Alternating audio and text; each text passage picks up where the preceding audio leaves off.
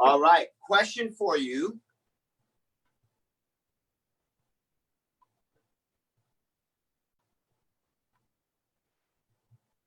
Who actually, quickly, just I want to catch this, who actually did the procrastination to motivation? Whether you did it just recently, this last week, or whether you did it a few months back when you learned this before, and wants to share what was, because we've got the recording now. Want to hear from you. What was your breakthrough when you did the chaining anchors? So by a quick show of hands before I get into today's topic, who wants to share what was you did the process and you had a breakthrough in that area? Marianne, I know you've done it before, right? Okay. Just real quick recap. Okay, go ahead. Okay. I thought, okay, I've done the procrastination, I've outdone the procrastination to motivation, and home life is really great that way. It doesn't procrastinate. And so I thought, well, what else am I going to do? So the breakthrough was there are different ways of looking at procrastination and motivation. So it was, for him, it was commitment to paperwork that he has to do every week. So we took that, okay, don't like micromanagement. Here are some steps to total commitment. And when we were done, he went, that worked. I am totally committed to do what I said I was going to do. Not because I was told I had to do it, but because I'm committed to do it. So a commitment, motivation, it was a different version of going from procrastination to motivation. I thought it was really cool.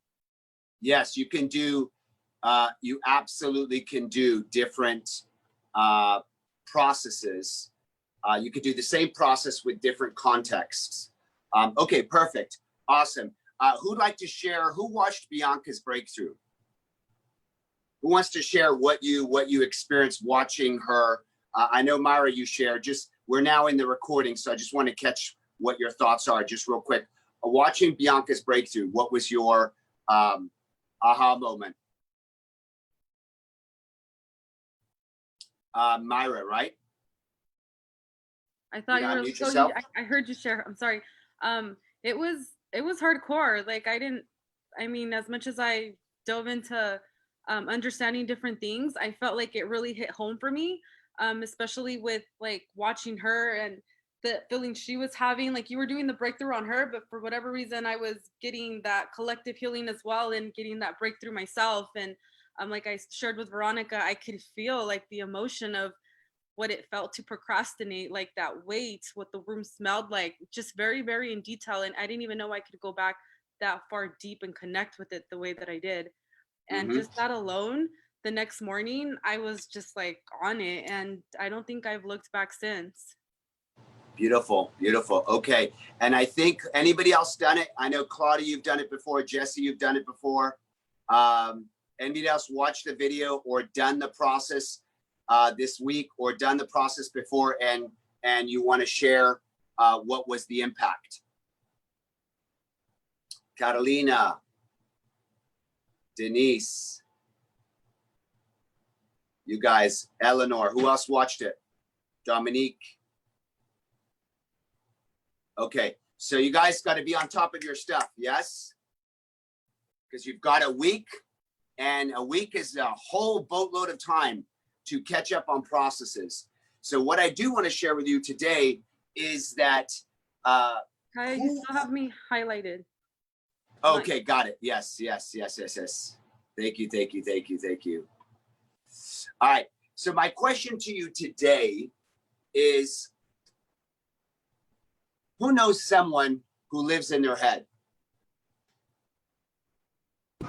Example? Maybe they don't express their emotions too often. They live in their head. They're very analytical. They're in their thoughts. They're in their rationalizations. And one could say they're slightly dissociated or highly dissociated. Who knows someone who's highly dissociated? All right. And also, who knows someone who is who has pain, chronic pain in their body? They've had it for more than, I would say, more than 6 to 8 weeks. They've had it for maybe way longer than 2 months, maybe three months, maybe 8 months, maybe a year, maybe 2 25 years, years. 5 years, 10 years, 20 years. So who knows someone who's had chronic pain? 20 years. 20 years for Eleanor. Claudia, how many years? Well, is a thyroid problem chronic? What is it? Say it again. Thyroid. Thyroid. It's well, it's not painful, but I have it. Yeah, so and it's it's not chronic. chronic pain, but it's a chronic disease. Yeah. Yes, that definitely would apply. Oh, And good. then who else was it? Someone else had their hand up. Catalina. Catalina. I've had pain for 2 years on my lower hip. Okay, perfect. Okay. And oh yeah, I saw Dominique, and I was wondering who else was it? It was Dominique. Yes. How about I you, Dominique? was diagnosed with arthritis at age 25, so I've been dealing with my hands and feet being in constant pain for the last 25 years. 25 years. Okay, wow, we got some doozies in here. All right. So first we want to put in some some pre-frames on this. And just to say that this works in conjunction with treatment from a medical doctor, right? This process I'm going to share with you today, nothing we say here is thought of to replace sound medical or psychological advice. If you have a psychological problem, you should see a psychiatrist or a psychologist. And if you have a medical problem, you should see a medical doctor. So definitely seeing a doctor about the issue is definitely what we would recommend. That being said, who remembers when we learned timeline therapy, right? When a person is chronically dissociated and has any form of chronic pain, we might even say exploring it if they have chronic disease as well. That might get into a thing called meta-medicine, chronic disease, people that have issues with certain organs. There's theory that any type of physiological issue that you have with a specific organ in your body is sometimes related to a root cause, psychological or emotional root cause. Because remember, and one of my dear friends, Bob Proctor, long ago when I first met him, he says, a mind that's not at ease is a mind that's in disease, right? So not at ease is a mind that's in disease.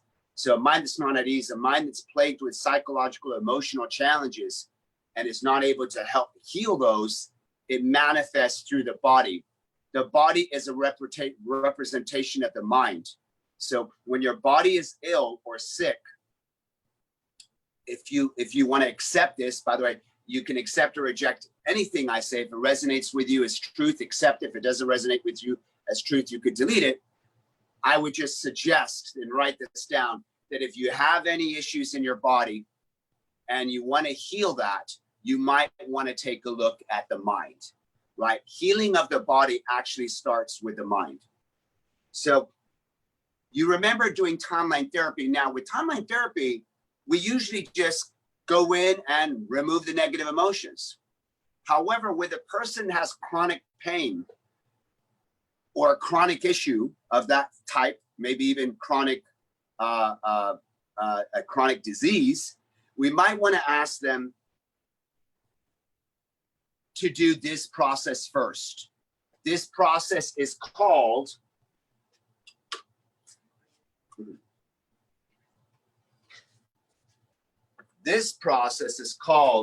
chronic pain.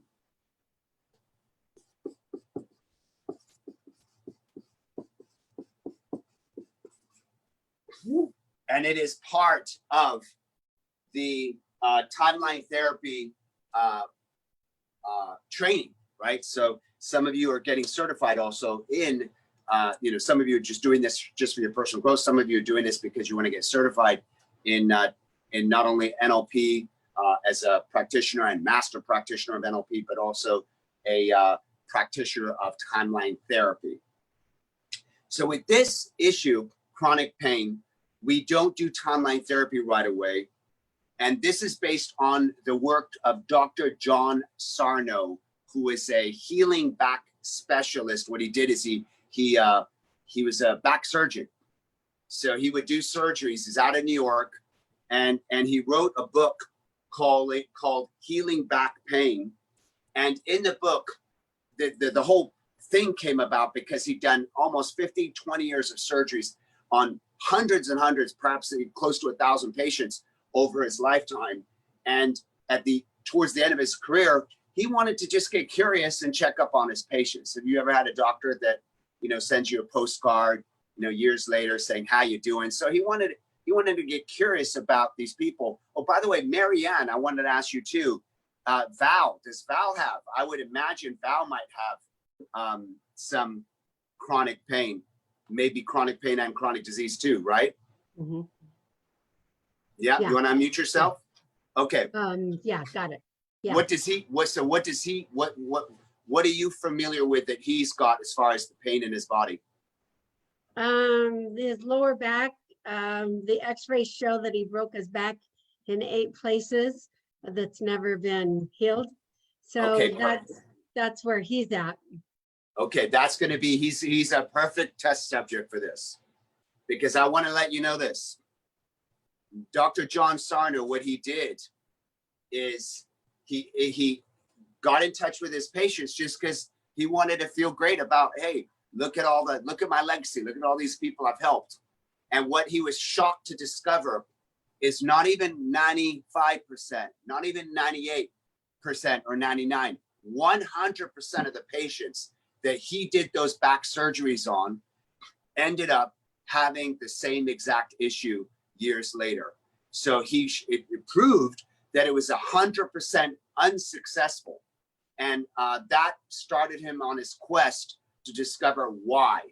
It was, I'm sure, very, very upsetting to him when you spend most of your life doing this work.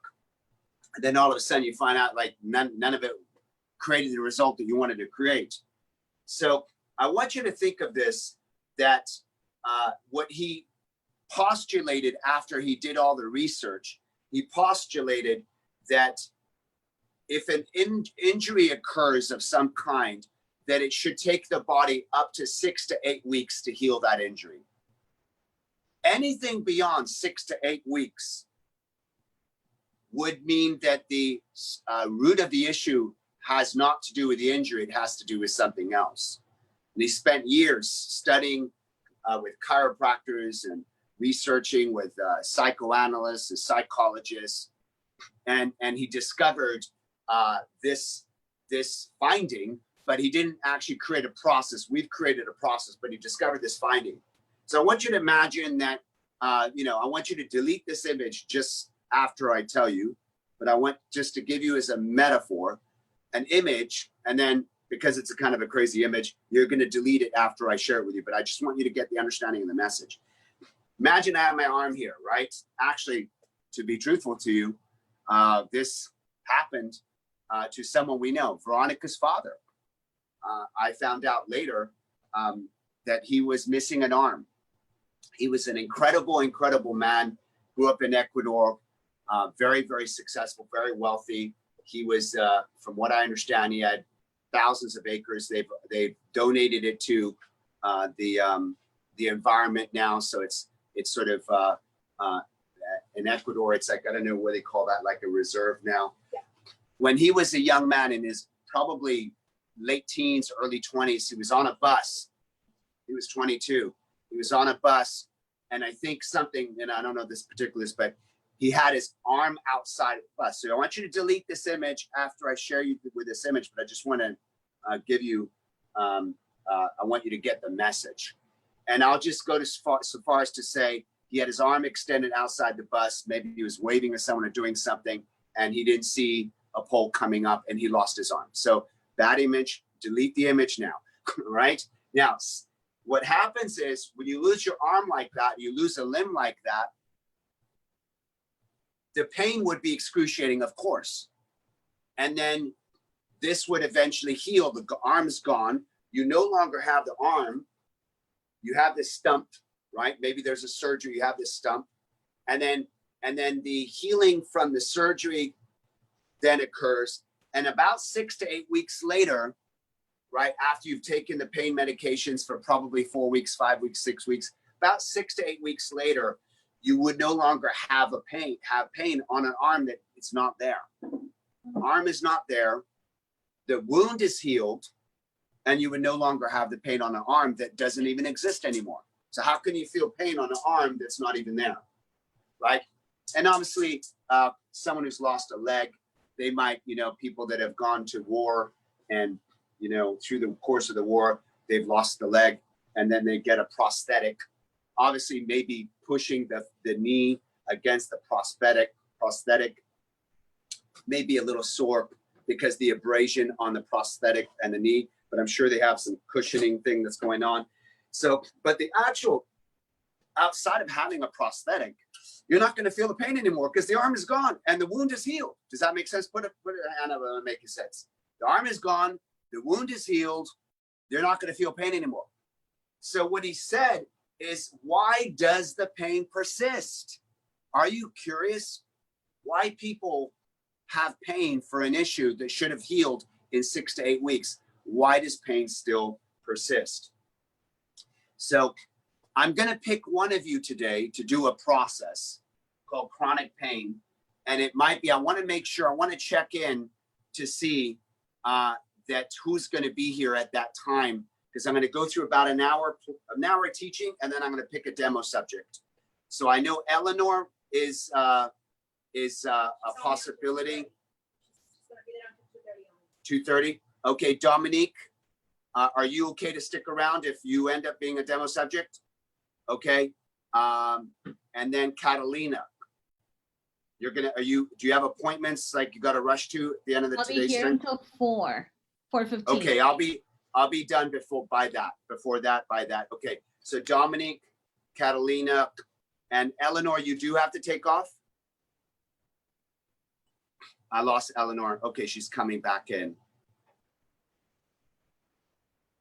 Eleanor, are you only good till 2:30?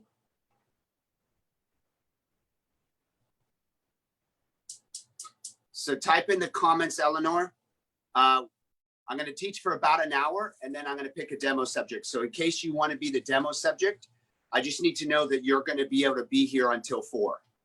If you've got an appointment, then you can definitely watch this and do this with your buddy or someone else in the group. All right, so Dominique, I've got my eyes on you, and Catalina, and possibly even Eleanor. Okay, so, and the reason why this applies to all of us is because I don't want you to think for a single second that this is only relevant for someone who has chronic pain.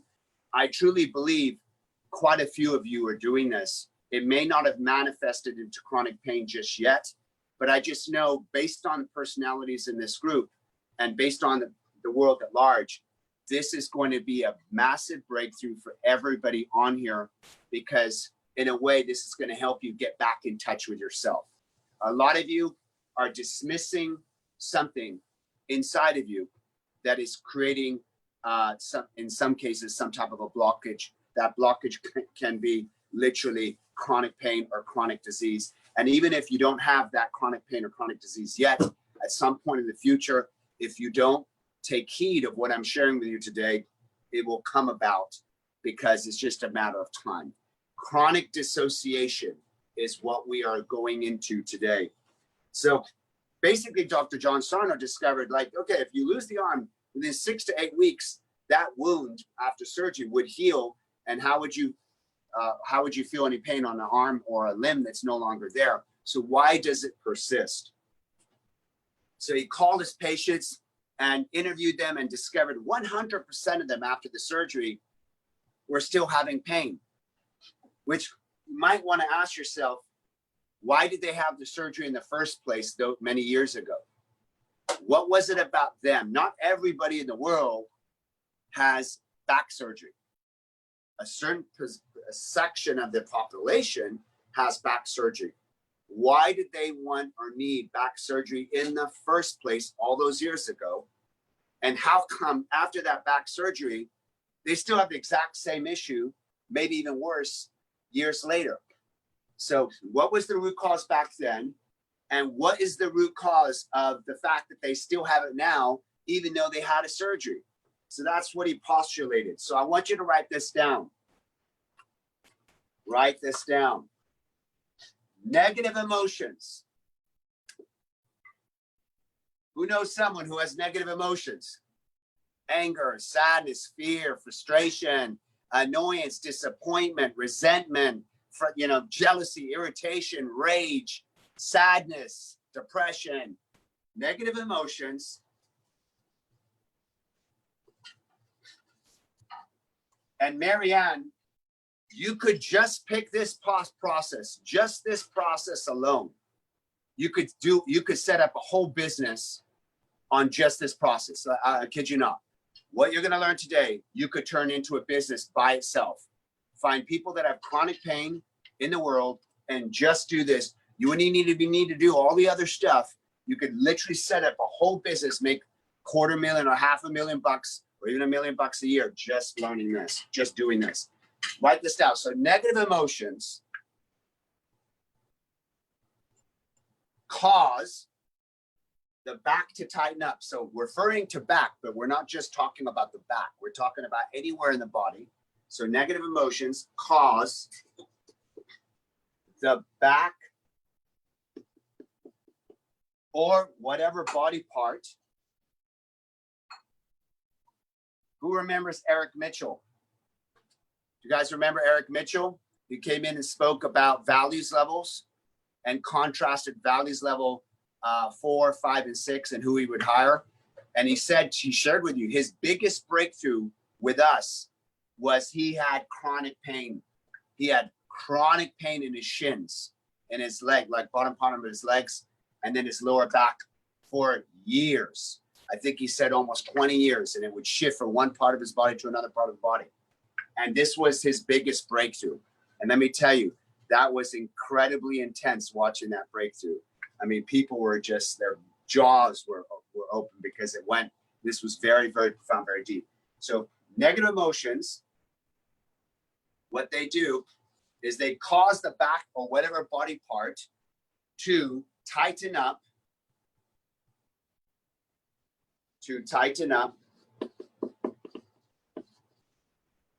And then when that happens, the next thing that happens is as a result of it tightening up, there is a lack of blood flow. Lack of blood flow. So negative emotions causing a body part to tighten up. And number 3, there's a lack of blood flow. And when you have a lack of blood flow, I apologize, I'm gonna put it a little like there so you can see it better. When you have a lack of blood flow, what does that end up doing? That ends up causing pain. So lack of blood flow ends up causing pain. So that's the process. Negative emotions, they cause the body part to tighten up, which means then there's a lack of blood flow coming in through that body part. When you have a lack of blood flow, stiffness, then you actually experience pain. So, as we're thinking about that, we realize that emotions themselves are not painful. So it's not the emotions that are painful. Most people think emotions are painful. Emotions are not painful. It's the fact that you're not aware or experiencing the emotions. That's what's causing the pain. So I'm going to invite Miss Veronica up.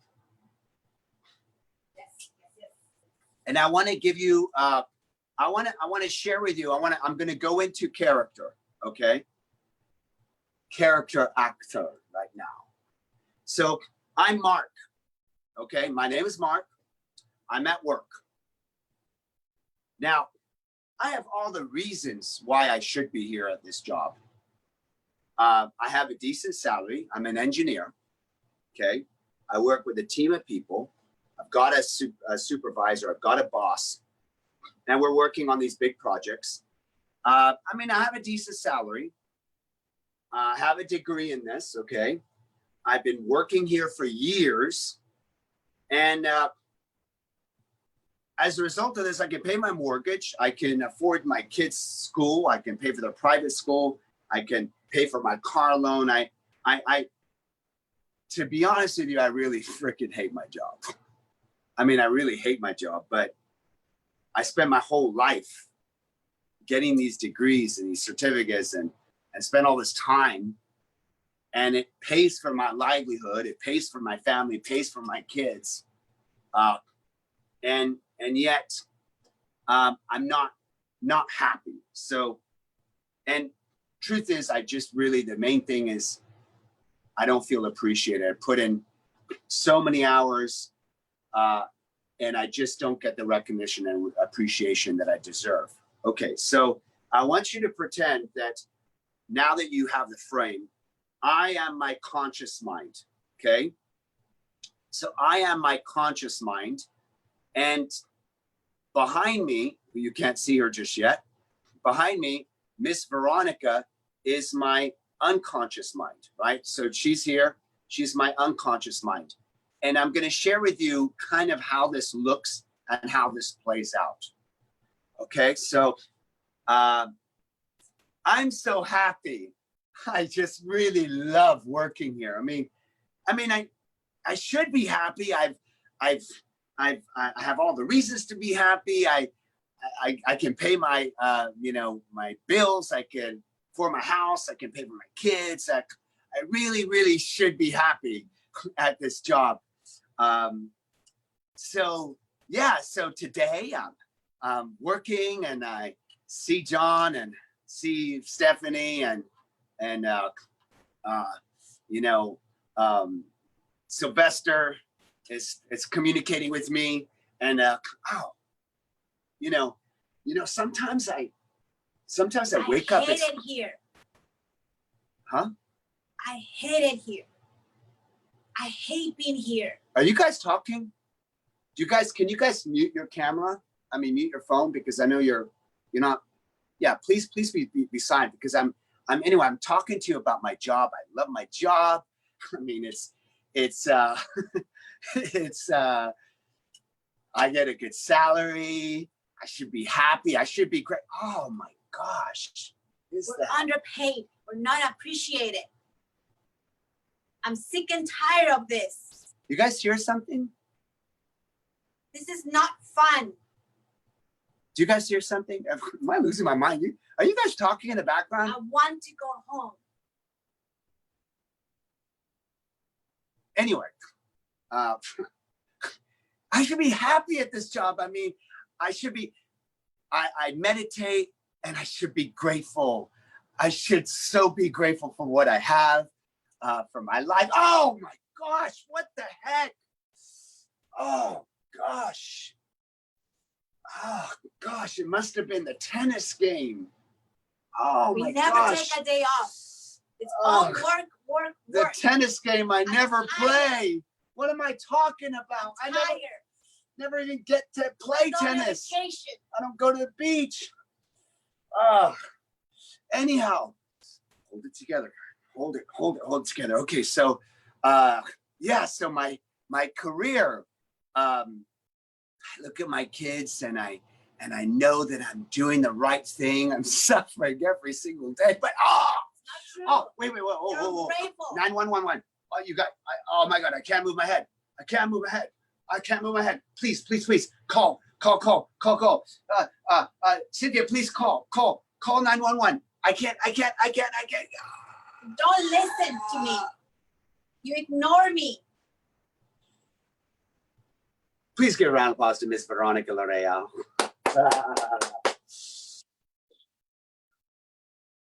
Who can, by show of hands, whether you know it or not know it, who feels like something is relating to you, you just don't know maybe fully what it is yet? How about you, Dominique? Yeah. Okay. Good. All right. So write this down. Chronic pain comes from chronic dissociation.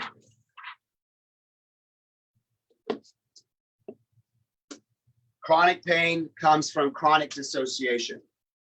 So chronic dissociation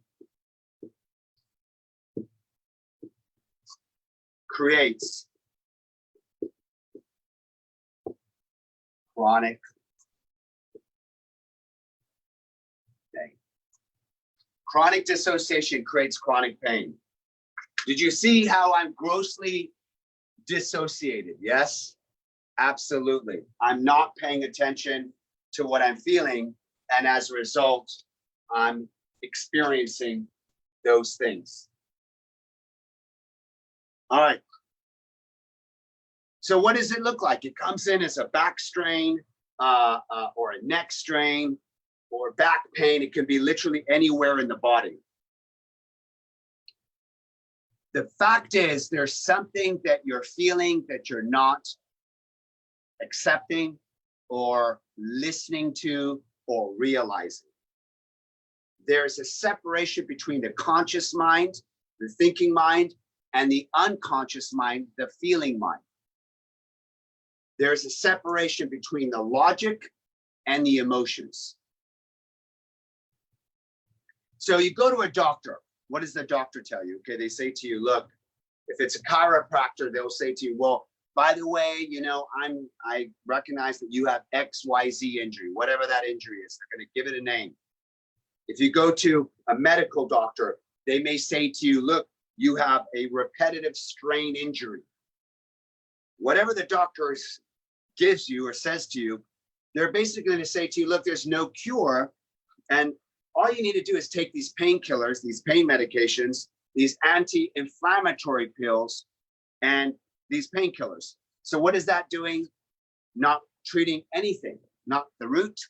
It is literally just treating the symptom, but not treating the problem. And it's just literally drugging you up, right? So a man came to us once and he was saying, look, how do I deal with this? And he went to see Dr. John Sarno, and Dr. John Sarno sent him to a psychoanalyst. And the psychoanalyst said, you should pay attention to your emotions. That is the problem. So the psychoanalyst knew exactly what the problem was, that he should pay attention to his emotions. When you say you should pay attention to your emotions, we get to understand what's an emotion, what's not an emotion, right? So for some people, they think they're paying attention to the emotions, but they're not paying attention to the actual emotions. They're paying attention to their thoughts.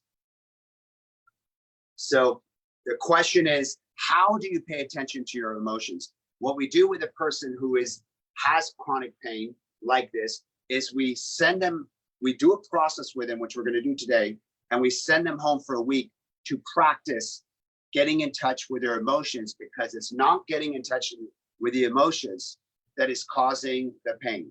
This is the reason why we do this before timeline therapy, because as you know, in timeline therapy, what are we doing? We're just getting rid of the negative emotions.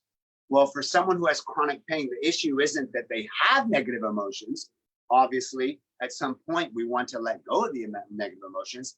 The issue with someone who has chronic pain is that not that they have negative emotions, it's that they're not paying attention to the negative emotions. They have a strategy of complete dissociation, and that dissociation causes this situation to unfold as chronic pain. So we want to teach them a strategy. So the first thing is we want to make sure that we understand what an emotion is. And I know this sounds pretty obvious, but for most people, they have no clue. They speak in, they label the emotions and they dissociate and not actually ever really feel the actual emotion. So if someone says to you, you know, first you want to make sure they're giving you a word that is an emotion. So if they give you a word that's not an emotion, then you're going to say, no, not that. What emotion are you feeling? If they say to you, I'm feeling pain. Pain is not an emotion. Pain is a what? Pain is a sensation, right? Pain is not an emotion. Pain is a sensation. So let's go like this. Sensation instead of emotion.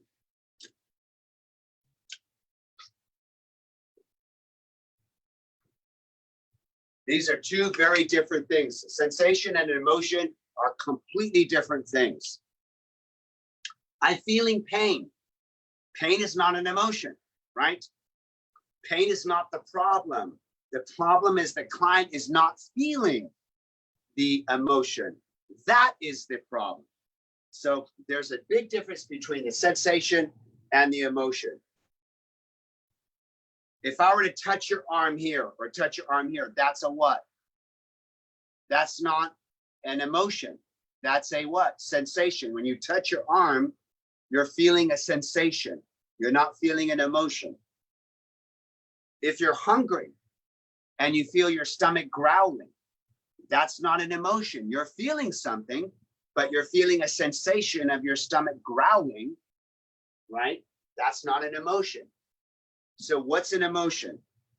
An emotion is, write these down, anger.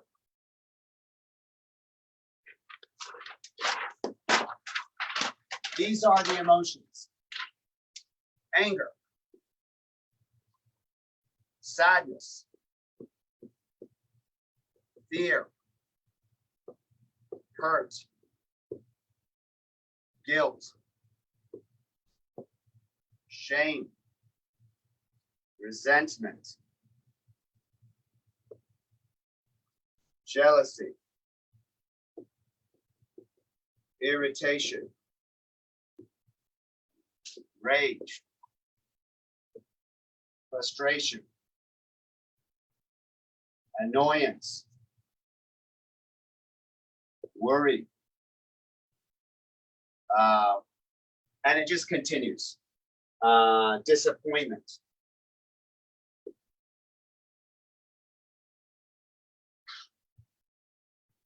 There are a whole bunch of positive emotions too, right? Emotions like happiness, joy, love, excitement, passion, fun, and I'm not writing those down right now because it's usually not a person that has positive emotions that has chronic pain. It's usually someone who's not feeling the negative emotions. And by the way, write this down. Your emotions are a feedback mechanism. Your emotions are a feedback mechanism. All of these are a feedback mechanism. So I can write it here like this, okay? Feedback mechanism to tell you what's going on, right? To tell you what's going on, to tell you to change your perception or change your procedure. So really, they're all a feedback mechanism to you. And if we're cutting off the feedback mechanism, we're not connected to the feedback mechanism. We're not listening to the feedback mechanism. So then your unconscious mind, which is your feeling mind, has no choice but to get your attention. And the only way it can get your attention, because it's an emotional feeling mind, is to cause your body part or a body part to tighten up. And by tightening up, that would mean there would be a lack of blood flow. And with a lack of blood flow, that would end up causing pain. So the only way that it can get your attention is by tightening up, which is what you saw was happening when Veronica was doing this. She's tightening up my back, my shoulder muscle. Okay, so you're going to pay attention to the emotions. But someone may say to you, but I am feeling like no one cares. That's not an emotion. I'm feeling like no one cares. That's not an emotion. You're still not expressing the actual emotion. I'm feeling like I'm overlooked. I'm completely left out. Being overlooked is not an emotion. Being left out is not an emotion. So remember, we've got to be expressing an emotion, not a label of the emotion. So some of you, by watching this, you'll remember where we might have taught you abstraction, right? The label of the label, the label of the label, the label of the label. And if you haven't learned that, you're going to be learning that soon, where we learn that we have an experience, and then many times we don't experience the experience. We label the experience, and then we label the label, and then we label the label, and we label the label, and now we're 2, 3, 4, 5, 6, 6 labels away from the actual experience itself. So many people are not actually even having an experience. They're literally experiencing the labels of the experience and not actually experiencing the actual experience. They're so dissociated that they're so far back from the experience, they don't actually feel it. They feel, they think they feel, but they're really living in their head, right? So number one is these are feedback mechanisms to tell you what's going on in your life, right? What's working, what's not working, and what you should change, what you should improve.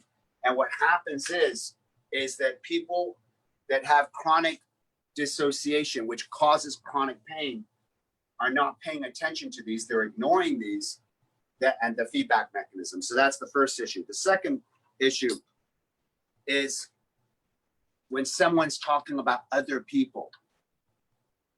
So 3 issues. Number one is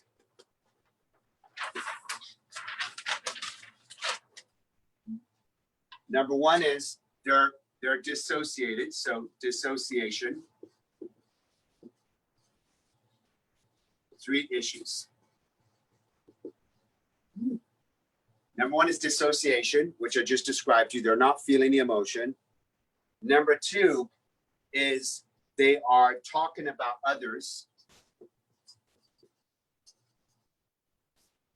Well, you know, and my kids would be so happy if I got rid of my chronic pain. My husband would be able to spend more time. They're talking about their kids and their husband, all this other stuff about other people instead of speaking about themselves. So we call that a switch of referential index, right?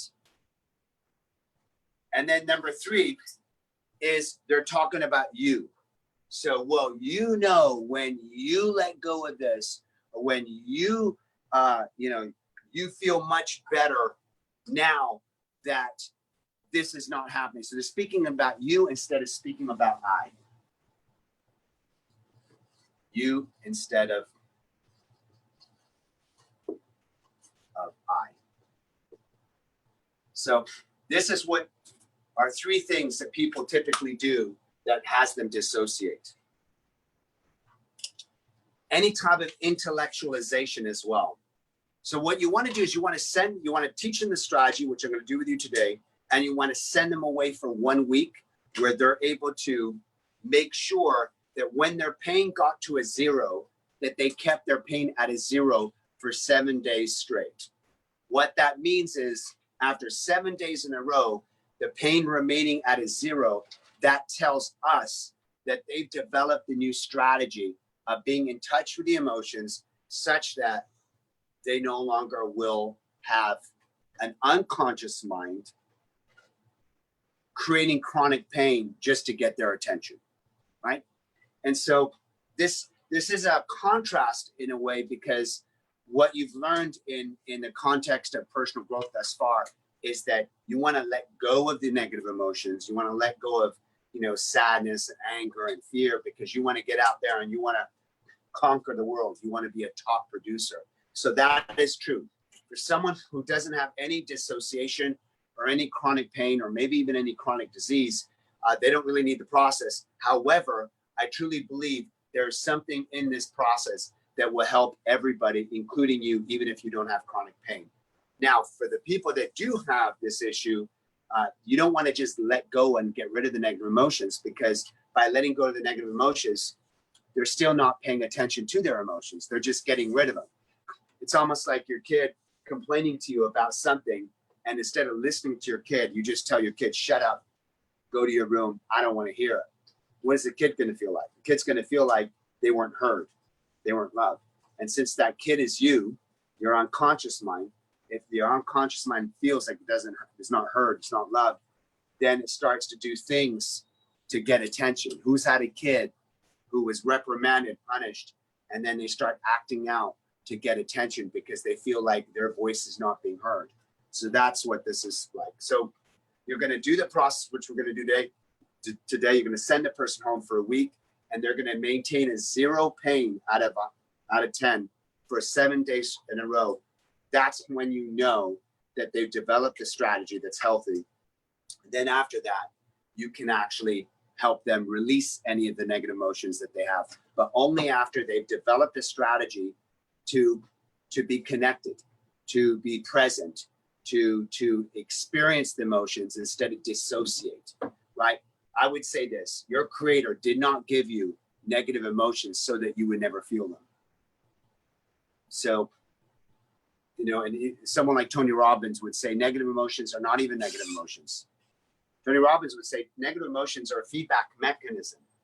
So they give you feedback on what's working, what's not working in your life, so that you can start to make changes. You can start making decisions to move out of this negative energy into a positive energy. If you wouldn't have those negative emotions, how would you even know that something's bothering you? And how would you ever change from a negative situation to a positive situation if you had no feedback mechanism to tell you what's a negative situation? So Tony Robbins actually says there are no negative emotions, they're all positive. And I think it's a wise way to look at it. So why would we only pay attention to the positive emotions like happiness, and joy, and love, and try to avoid feeling the anger, the sadness, and the fear, when in fact that might be a mechanism to help us make a decision to move towards more happiness in our life? I'm not saying live in it, so let's not get confused here. We're not saying that by paying attention to negative emotions, we want to live in anger, we want to live in fear, we want you to focus on what's wrong with you and the world. No, we're not saying that. We're saying if you have a chronic issue, chronic pain, then that is actually the root cause. So if that's the root cause, we need to deal with it, become present to those emotions, and then once we've installed the strategy to become more associated to emotions for 7 days, then and only then is it ecological to do timeline therapy and remove all the negative emotions. Now you have the win-win. You're now connected to what you feel. You're connected to the feedback mechanism that your creator gave you. And now you've let go of the negative emotions. So now you have a clean nervous system and you can now move forward with carrying no weight. But what good is it to remove the negative emotions and have no weight, and then you're not able to be connected to any feedback mechanism? See, that doesn't work like that, because then you're going to find yourself in situations where you're not angry, but you're going to find in situations where they're negative situations because you're not paying attention to the feedback. So again, how does this happen? Going back to it.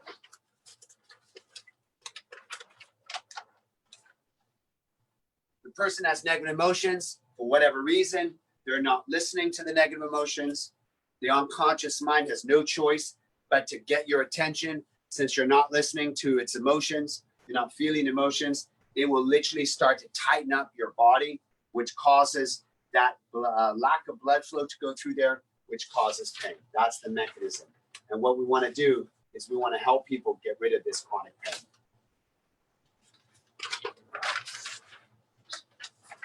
All right.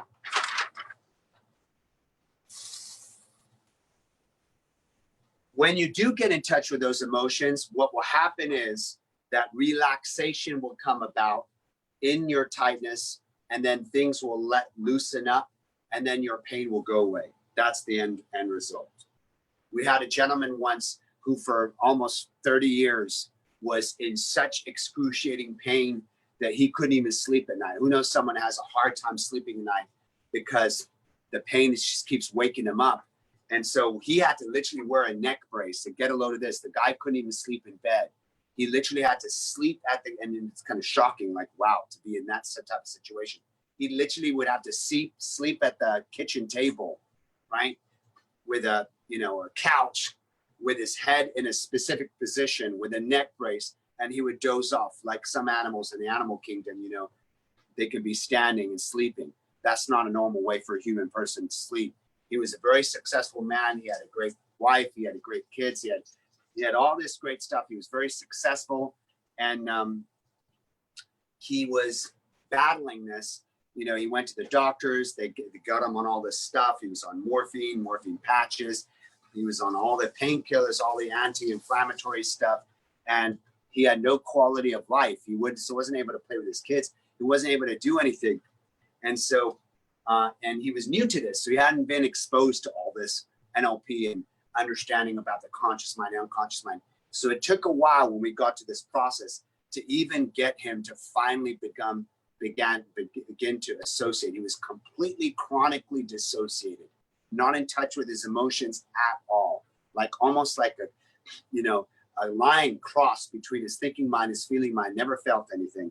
So eventually we kept asking him, what emotions are you feeling? What emotions are you feeling? What emotions are you feeling? And he kept giving us labels. He kept giving us intellectualizations. He kept giving us, things that were not emotions, things that were sensations. Oh, it hurts, it hurts, it hurts. It hurts is not an emotion. We're asking you, what emotion do you feel? It's like, it hurts, it hurts, it hurts. It's almost like people thought that we were hurting him, right? Because his pain just kept getting worse. As we kept asking what emotions you're feeling, he kept feeling the pain in his neck muscles. I think he had a car accident or something. And, so he was just in a very bad situation. And many, many years later, this is where he was at initially, right? So he's screaming again, it hurts, it hurts, it hurts. And meanwhile, the whole time he's not expressing what he's feeling. And then it wasn't until like 3 hours later, he finally said, I think I have to leave my wife. Literally was a shocking thing. And he was stunned by his own words. And what he came to realize is that there was something that he wasn't feeling regarding his relationship with his wife, even though she was a good woman. He was very deeply sad in this relationship, and felt like they had not loved each other for many, many, many years. Two good people, but had no love left, nothing in the container left, and that's what it usually is. It's something that we're suppressing, that in some way, the reason why we're suppressing it is because it's so incontemplatable. Write that word down. Incontemplatable. Incontemplatable. And it is also sometimes morally inadmissible, or morally, not morally admissible. So it's almost a feeling that it's hard to even accept that. It's hard to contemplate that, because we're not allowed to say that. A values level 4, what do? They get married, and to in sickness and in health, and life or death, you stick together no matter what, even if it's misery. So I think he was living a miserable experience, and he wasn't allowing himself to really feel where he was at in the marriage with his wife. And so by him suppressing that, it manifested in the tightening of the back, the lack of blood flow, and causing the pain. So one thing you want to do when you do this is you don't want to mind read what emotions they have. So if you're doing a pain paradigm with someone, you don't want to mind read and say to them, okay, well, I think you're feeling this. You got to hear it from them. The emotions come from them. They don't come from you. And again, you want to do pain paradigm before you do timeline therapy, at least 7 days, where you did the pain paradigm. They got their pain to a 0. Their pain stayed at a 0 for 7 days in a row, which means they really integrated the process of experiencing their emotions, right? What are one of the prime directions the unconscious mind says? It says that it takes repetition to install a new habit. So that's why it's every day for 7 days, repetition, repetition, repetition, until they have the new habit. And then after they've got pain down to a 0 for 7 days, then and only then will you do the pain, chronic pain, to get rid of this. So yeah, chronic pain, Did I call it pain paradigm? Or did I call it chronic pain? Chronic pain, it's also called pain paradigm. So I would just call it pain paradigm, and it solves chronic pain. Okay. So when you ask them what emotion are you feeling now, yes, that's one of the questions. I'm going to give you the scripts now. You get a different sheets. One of the questions you're going to ask them is, what emotion are you feeling right now? And then you're going to find out where their pain is. What emotion are you feeling right now? And then you're going to find out where their pain is on a scale of 0 to 10. Switch this real quick. Give me a second.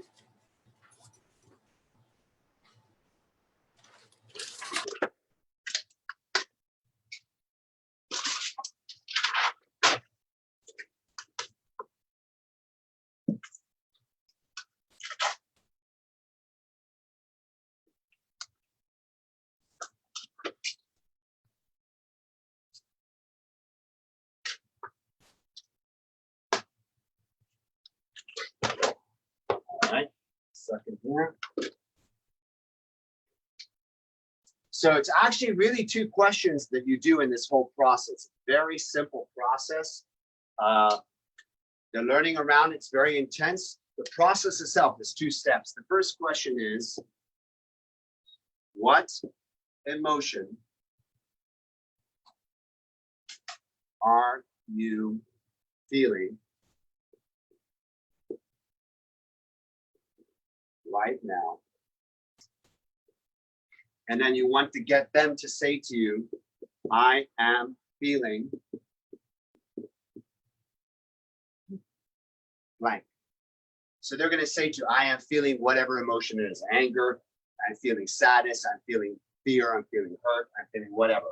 And question 2, you're going to ask them this probably, by the way, you're going to ask them the first question, I would say around 5 to 6 times. So I'm going to go here. Let's go times 5. So 5 to 6 times you're going to ask them that. What emotion are you feeling right now? They're going to say, I'm feeling upset. Either upset's not an emotion. Upset's not an emotion. Your stomach can be upset. That's not an emotion. Upset sounds a little more like a sensation, right? My stomach is upset. My emotion's upset. Like, what emotion is that? If you're feeling upset, that usually means I'm feeling sadness or anger or fear or hurt. So going back to the emotions. So what emotion are you feeling right now? I'm feeling angry. Okay, good. What emotion are you feeling right now? I'm feeling angry still. Good. What emotion are you feeling right now? I'm feeling sad. What emotion are you feeling? I'm feeling hurt. What emotion are you feeling right now? I'm feeling disappointed. Even disappointed, one could say, is almost like a disappointment. To be disappointed is almost like a perception, right? What emotion are you feeling right now? I'm feeling angry again. So you're going to ask them this 5 to 6 times. You're going to get 5 or 6 words. Then what you're going to say, question 2, is where is your pain at now? On a scale of 1 to 10, or no, on a scale of 0 to 10. So the next question is, where is your pain at right now on a scale of 0 to 10, right? Obviously, 7, 8, 9, 10, it's going to be a lot of pain, right? 0, you're not going to feel any pain. 1 is a very slight amount of pain, or 2 is a slight amount of pain. So really, these are the 2 questions. What emotion are you feeling right now? You're going to ask them that 5 to 6 times. You're going to get 5 to 6 responses. Each time you want them to say, I am feeling any emotion. And then question 2, where is your pain at now on a scale of 0 to 10? on a scale of 0 to 10. You're not asking where's their pain in their body. You can, sure, find out if it's in the shoulder, if it's in the lower back, if it's the elbow, if it's in the wrist, if it's in shins. You can find out where in the body, but you're more wanting to know what score is the pain at. 10 being excruciatingly bad, 5 being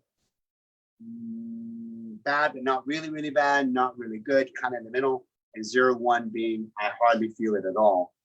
Now, what if they say to you, look, I have 2 pains. I've got one up here and I've got one here in my lower back. Well, then you want to go, where's the pain at here? Well, in the neck, it's like a 7. In the lower back, it's like an 8. So you might get 2 locations and a pain number for each location.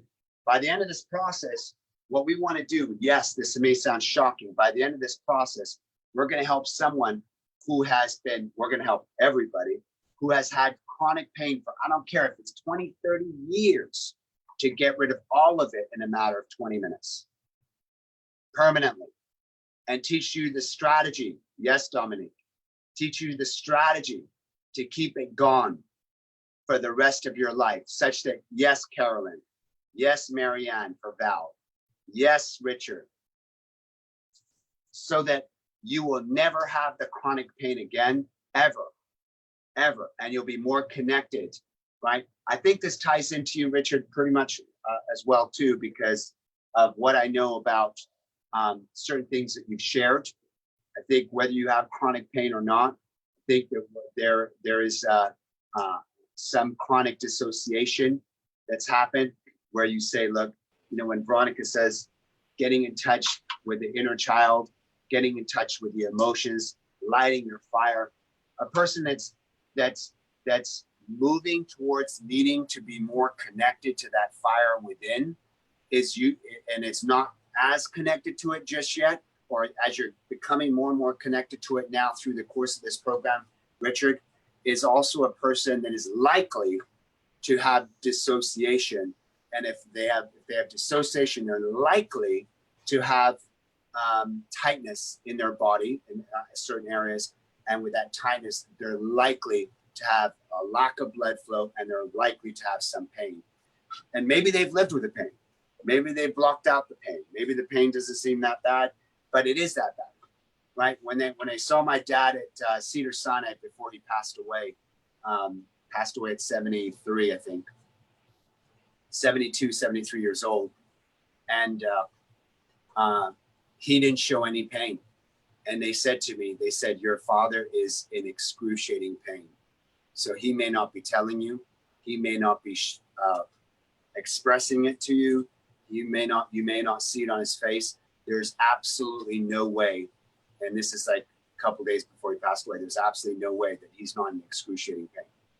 And we're medicating him. We're doing everything we can.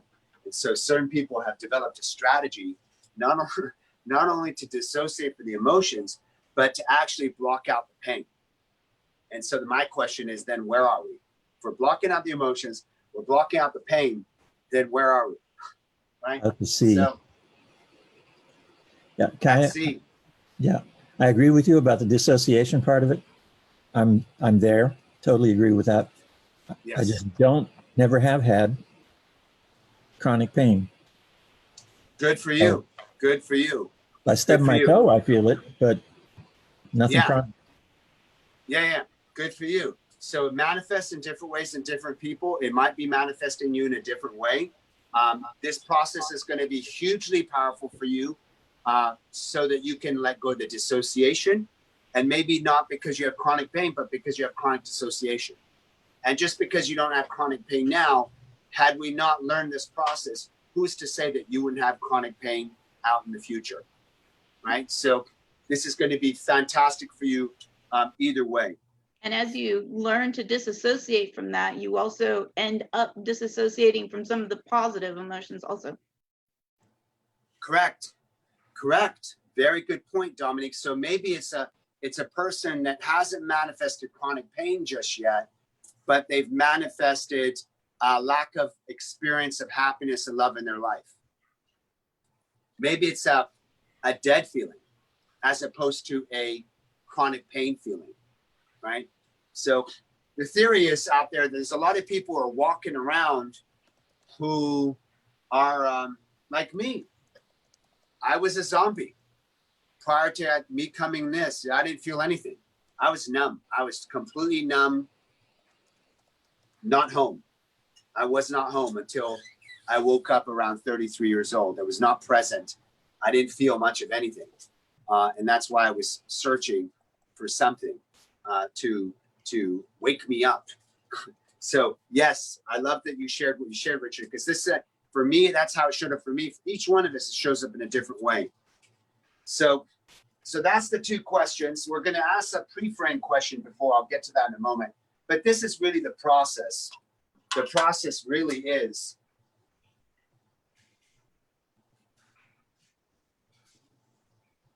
these two questions. You keep doing it, you keep doing it, you keep doing it until such time the person gets to a 0. So for those of you that have chronic pain right now, where you can feel it at a 2, 3, 4, 5, 6, 7, 8, 9, or even a 10, by the time we've done with this process, you'll be at a 0, and you'll learn how to keep it at a 0 for the next week, and you'll learn how to have it be at a 0 for the rest of your life. Now, we do not want concepts. So when the person says that when we ask them what emotions you're feeling right now, and they're giving you concepts, things like thoughts or sensations or concepts, you say to them, no, I'm not asking you for concepts, thoughts, or sensations. I'm asking you for emotions, right? So we'll get this guy back up here real quick.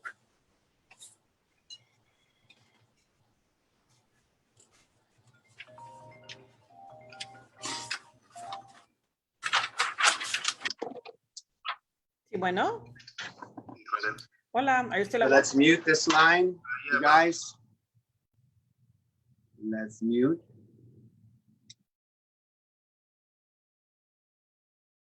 Okay, and if you guys want to participate,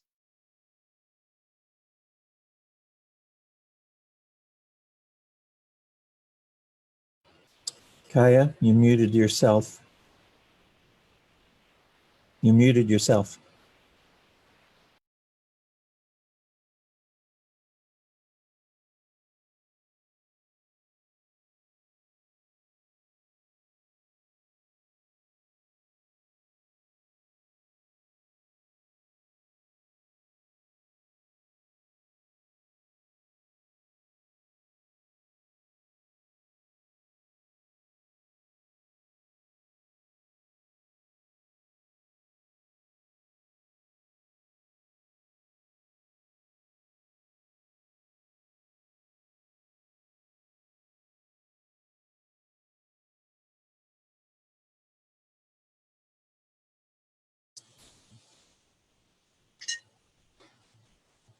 all right, I apologize. Yes, I'm doing audio through a different way than I normally do it. So what we want to make sure is that what I'm sharing with you is we want emotions. We don't want sensations. We don't want concepts. So not concepts. Let's go over here. Not concepts. We don't want thoughts. Not thoughts. We only want emotions. Not sensations, not concepts, not thoughts. I'm feeling like no one's listening to me. That's not an emotion. That's a thought. That's a perception. So that you want to be very clear on that. And that's typically what the person is going to do who has this chronic issue. They live in those thoughts, and the whole time they're not feeling the emotions. So you're going to ask them, what are you feeling? What emotion are you feeling right now? They say whatever the emotion is that they feel. I'm feeling that I'm in survival mode. That is not an emotion. That's not a feeling. That's a label, right? I'm feeling pain. That's not an emotion. I'm feeling pain. I don't care how hard you scream that out. It's still not an emotion. Pain is a sensation. I'm feeling that no one's listening to me. I'm feeling like no one loves me. I'm feeling that no one cares. I'm sick and tired of all this shit. None of that's his emotion. The person still has not expressed any emotion. They've expressed thoughts. They've expressed perceptions, but they still have not expressed an emotion. So you say to them, no, what are you feeling right now? And you show them the list: anger, sadness, fear, hurt, guilt, shame. Those are actual emotions. So we don't want to do timeline therapy right away on those emotions, as I stated before, because the person will just get rid of negative emotions. So it's almost like you have a child that's feeling a certain way, and instead of you listening to them, you're what's the word when you you're suppressing them, you're gagging them, you're putting, you're wrapping their mouth closed, you're sealing their mouth shut. So now they feel like that just makes them go completely more out of control, right? So we did have a person that we know who had someone who had chronic pain. And what the person did was they did timeline therapy with him right away when the person had chronic pain. That was a big mistake, because what happened is they removed the negative emotions. The person never got in touch with the emotions in the first place. And even though they got rid of the chronic pain went down to a 0. Only a few days later, it came back with a vengeance. So by coming back with a vengeance, it was worse than it ever was in the first place. So again, please do this process that you're learning today. Do that first. Make sure they have a whole week in which they are not experiencing chronic pain. And then from there, then you can have them do the timeline therapy process. Okay? Give me 1 second, you guys.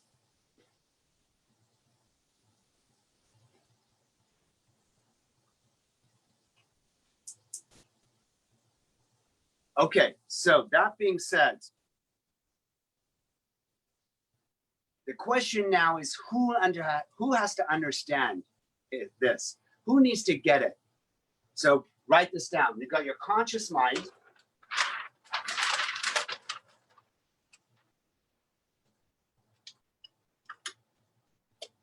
You got your conscious mind here. Let's just say, for instance, you got your conscious mind here.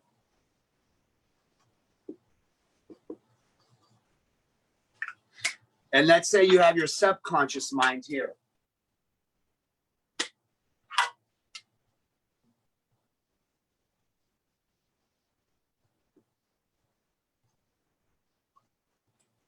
So you got your conscious mind up here, subconscious mind.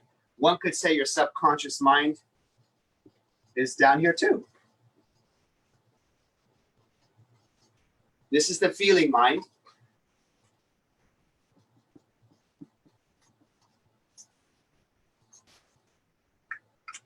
And this is the thinking mind.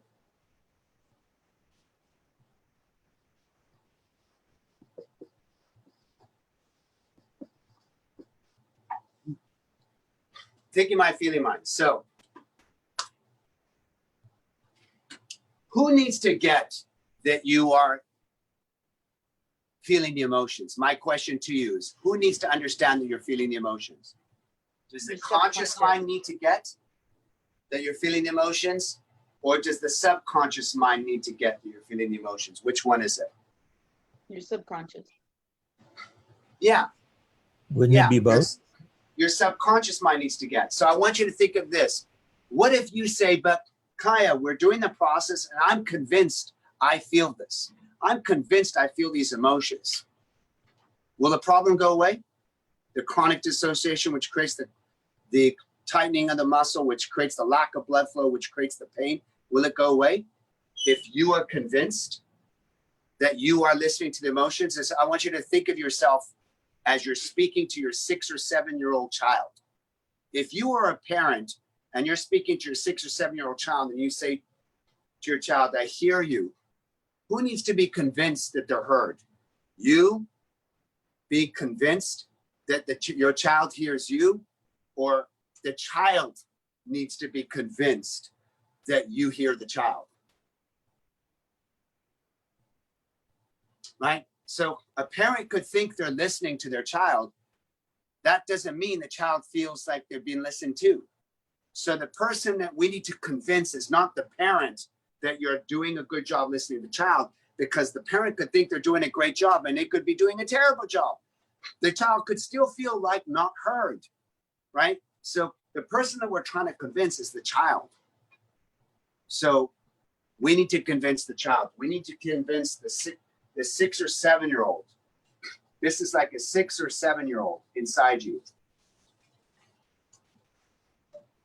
right?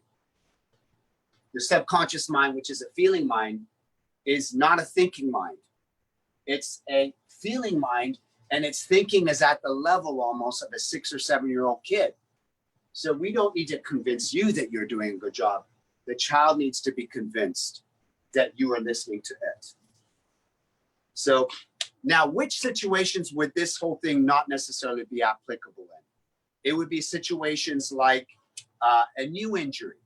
So obviously, as you know, if you have a new injury on, you sprain an ankle or you have a car accident or something happens, anything that takes about a week or 2 weeks to mend or heal, you're going to feel pain on. And that's not chronic pain. It's just pain that's related to that injury. So any normal injury takes a certain amount of time to heal. So this would be of no use in that situation because your actual injury is actually legitimately healing.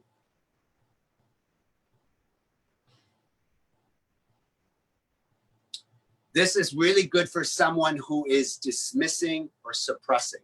So if you know someone who dismisses their emotions or suppresses their emotions, this is really big for them. Now, let's say this. Dissociation is not necessarily always bad, right? So we don't also want to make a person feel like dissociation is always bad. It, at least in certain situations, has given you an ability to function. So by learning to be dissociated as a young person and going into your adult life, there may have been certain things that you just couldn't understand, couldn't comprehend, and you just needed to block them out so that you could literally survive the day, survive the time, and focus on getting out of that situation.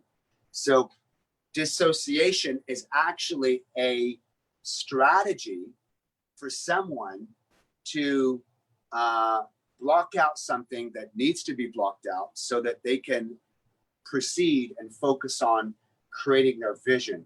However, when that dissociation is moving, has been moved from a strategy to block something out so that they can function, and it's moved from being a strategy to being a pattern and a habit in life where they're blocking out everything, and now that becomes chronic pattern, a chronic, you always say this, anything that you do for the purpose of getting to a goal that's appropriate for a goal is acceptable. Anything that you do in excess, that's on the goal, that it becomes now too much on the other side of the equation, it becomes a chronic issue, then becomes a problem, right? Every sword, every knife has a double side. On one side, it's a good thing to have dissociation as a technique to keep yourself focused on a job or a task when negativity is trying to come your way. But then when you spend the rest of your life living in that chronic dissociation, where you're not feeling anything on anything, you're blocking everything out, then it becomes the other side of the coin, the other side of the knife, it becomes a problem. So the problem becomes when this becomes a forever strategy. So temporary dissociation may be able to help you function, but chronic dissociation, something you do forever, becomes a problem. So we really want to evaluate which one is it for you. And as you know, one of the prime directives of your unconscious mind is to preserve a healthy body. So it knows that by having these incongruencies in you, where you're feeling something that you're not congruent with it, but you're trying to block it out, it actually doesn't promote ease. And remember, going back to what Bob Proctor said, a mind that's not at ease is a mind that's in disease. So that is where the prime directive of your unconscious mind is to preserve a healthy body. And this behavior being a forever pattern, a forever chronic pattern, is not healthy for the body. Okay, going to be soon picking a demo subject. I just want to go over the script again to make sure you're clear on that, give you some pointers, and then I'm going to pick someone shortly to do this process with you. So the script is, what emotion are you feeling right now? You're going to ask that 5 or 6 times. You're going to ask them to say, I am feeling. This is critically important. While you're saying, I am feeling, you want them to say, I am feeling, because you don't want them to just go, what emotion are you feeling right now? And they go, anger. Well, what emotion are you feeling right now? And they go, sadness. They're saying the emotion, but are they just saying it? Are they feeling it? If you get them to say, I am feeling anger, just the I am feeling associates them in the feeling. So they must say, I am feeling, and the word, because in the saying, I am feeling, it actually associates them in that word. So remember, the whole process is to associate them because they're living in dissociation. Dissociation is causing the problem.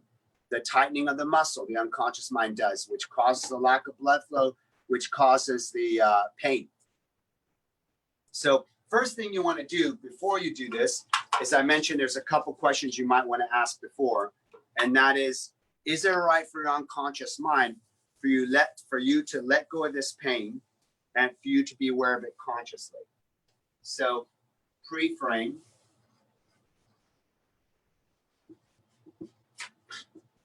Is it okay for your unconscious mind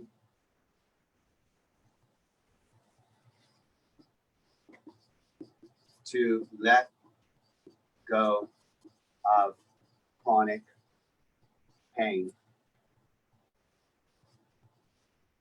and be aware of it consciously? So that's right here.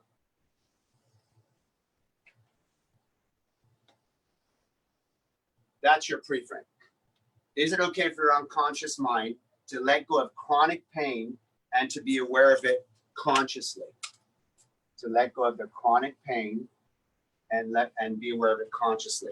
Once you ask them, then you are going to be able to go through the process. I'm going to give you 2 or 3 other little questions you can ask before that too, before you get into the script. I'm going to put the other questions here. So pre-frame, and I'm going to continue the pre-frame here. So that was the first pre-frame.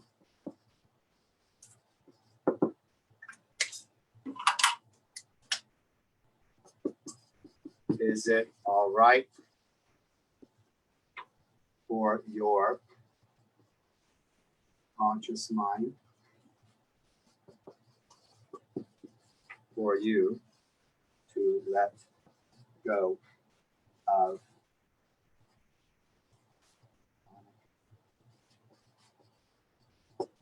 for your unconscious mind, right?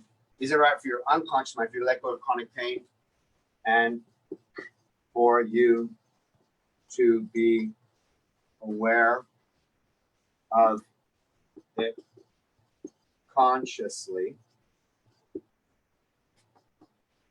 Pre-frame number 1, pre-frame number 2, before you ask, is I understand that you understand that you're going to be doing the process of getting into the in touch with the negative emotions, maybe things that you didn't want to pay attention to previously. So you will need to pay attention to those emotions now. Is that okay? So there may be some negative emotions.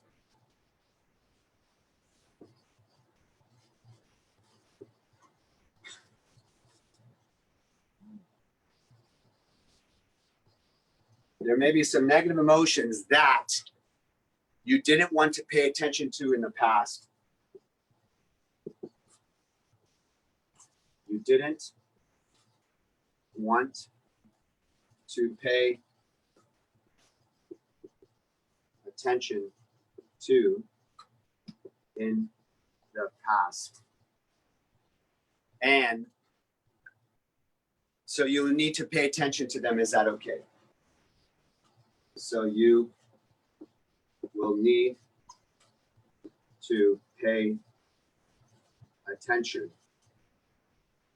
to them. Is that okay? What's So there the may be some answer? negative emotions that you may not have wanted to pay attention to in the past. And you'll need to pay attention to them now. Is that okay? You can also ask 2 more pre-frame questions. They're not really a big deal. This just gives you some information. How many years? How many years have you had it? This chronic pain?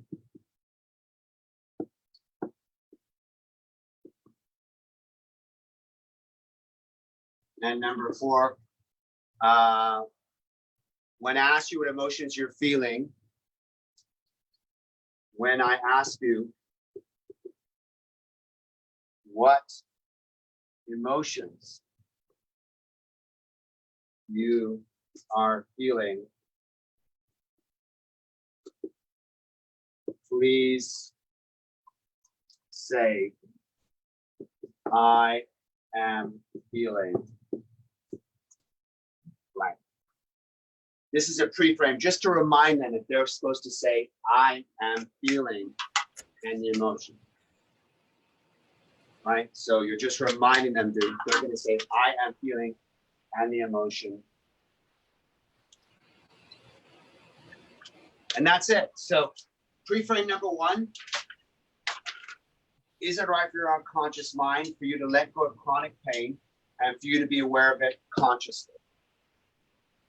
Okay? Remember, this is unconscious. Is it right for your unconscious mind for you to let go of the chronic pain and for you to be aware of it consciously? Good. They say yes. Number 2, there may be some negative emotions that you didn't want to pay attention to in the past, and you may need to pay attention to them now. Is it okay? They say yes. 3, how many years have you had the chronic pain? They'll tell you 10 years, 20 years. We've had people that have had it for 30 years and they still let go of it, and it's still to this day it's gone. Including Eric Mitchell had it for 20 years. And you just met him the other day. He had a huge breakthrough on this. And number 4, when I ask you what emotions you're feeling, please say I am feeling. So that's the pre-frame. Pre-frame here. Pre-frame here. And pre-frame continued.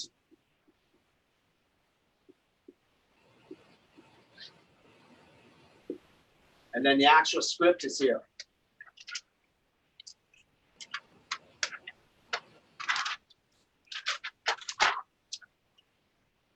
You start the process. It's question 1 and 2. What emotion are you feeling right now? They say, I am feeling. You ask that to them 5 to 6 times. Then you say, where is your pain at now on a scale of 0 to 10? They tell you that. That's the entire process. That's the script.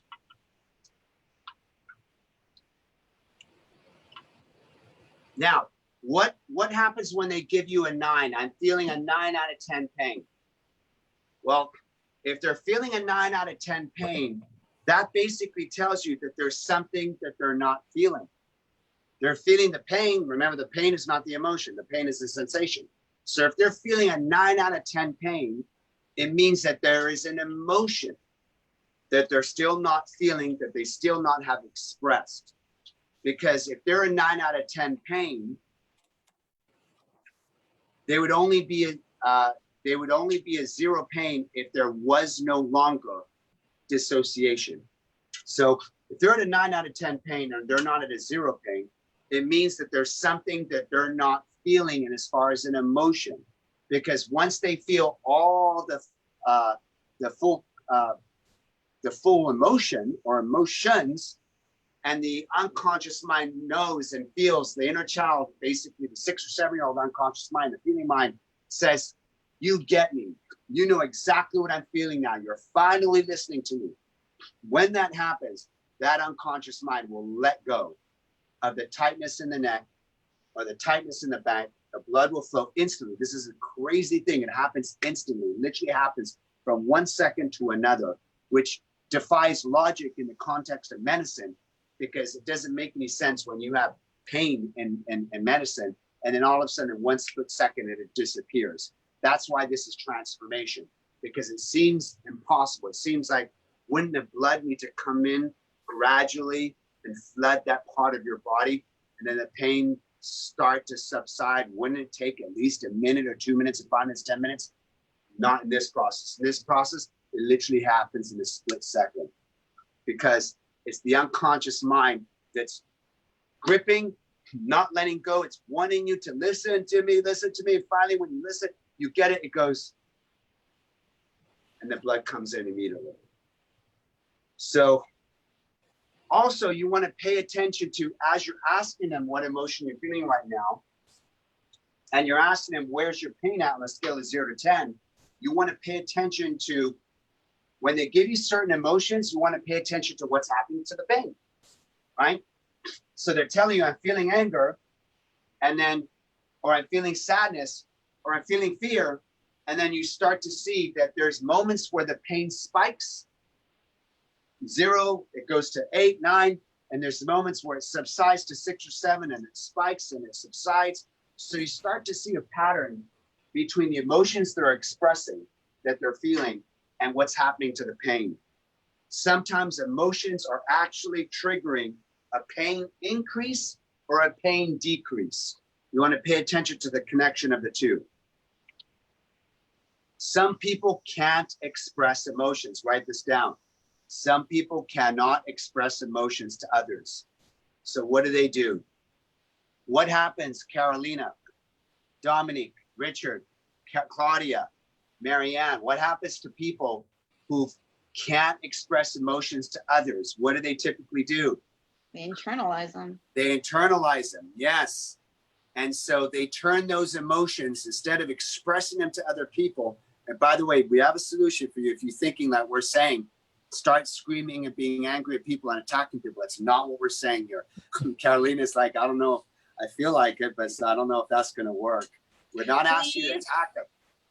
We're not asking you to do that. We're just saying that if you have emotions towards someone or something and you're not expressing them, what would happen then is you take those emotions internally, you not only suppress them now, but you turn against yourself. So many people who are angry against someone else, they do not allow themselves to show that anger to the other person.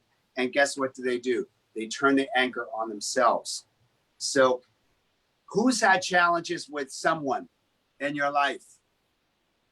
Maybe even in the case of a husband or wife or boyfriend or girlfriend, or maybe in the case of a mom or dad or family member. So, there was a person who had chronic pain and they were not able to express their frustration and their anger towards their father, because who knows a culture where it's just unacceptable to speak to your elder a certain way, or unacceptable to, it's morally inadmissible. It's unthinkable to tell your dad, who's done all this and who raised you, who sacrificed, who went to war, who came back, who survived, who gone through so much and is a kind person. It's unthinkable, uncontemplatable to say that you're angry against that person, but you may actually have anger against that person regarding something. Does that make sense? So what happens is we tell the person, look, is your father still alive, or is your mother still alive, or whoever this person is that you've been harboring this thing against, that you haven't verbalized it to them. And we're not telling you that the solution to the problem is go and just, scream at them. We've got a solution, trust me. But what happens is if you're not saying something to them, you're internalizing, it's making you sick. It's literally giving you chronic pain. So what we say to them, or those people that have this experience, is your parents have done the best that they could many times. We know this by the NLP presuppositions. One of the NLP presuppositions for forgiveness, remember this, is that people are doing the best they can do with the resources they have available. That's one of the mindsets, right? That's one of the mindsets that we wear when we do NLP, is we stop blaming and attacking other people and saying, look, you're such a screw up. We wear this hat. People are doing the best they can with the resources they have available. So that brings about empathy, understanding, forgiveness. So we say to you, look, your parents, your husband, your wife, your boyfriend, your girlfriend, they're usually doing the best that they can do. And even if you disagree, even if you go like, I know for a fact they're taking me for granted. I know for a fact they don't listen to me. They don't care. I get it. Even that limitation, which you may even be truthful about and accurate about, even that limitation is in their mind, maybe part of their gap, that they're not intending to do it. It's just in their mind, they're doing the best they can to focus on themselves, focus on their vision, focus on what they want. They're not in a moment, in a time in their life where they're able to be outside focused enough to be able to focus on you as much as they're able to focus on themselves. And even that, one could say, they are doing the best they can with the resources they have available, even if it's one where clearly they're not listening to you. They're not loving you the way you want to be loved. And they could be doing better, but in their mind, they're doing the best that they can. Maybe being selfish is the best that they can do for themselves. Who knows? You never know, right?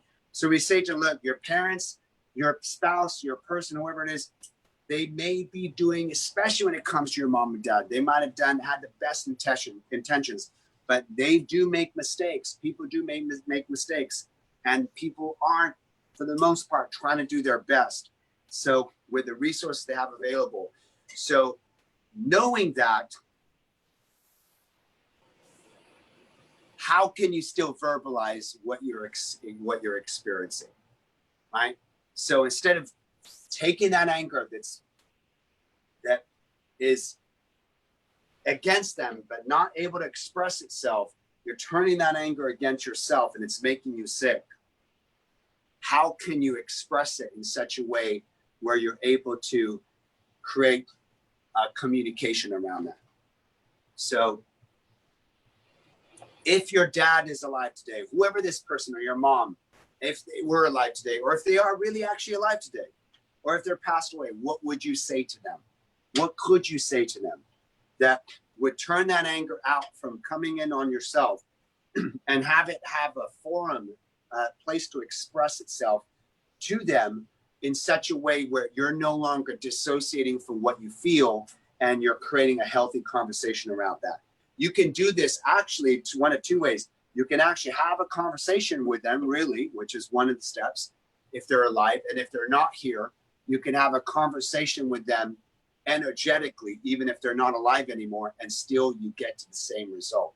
So that's the exciting thing about this. Whether they know about this directly, or whether they don't know about this directly, whether in your own mind you speak to them, even though they're physically not hearing you, but in your own mind, you see them in front of you, you're expressing it out to them, even though it's a metaphor, it's an image of them, but not really them.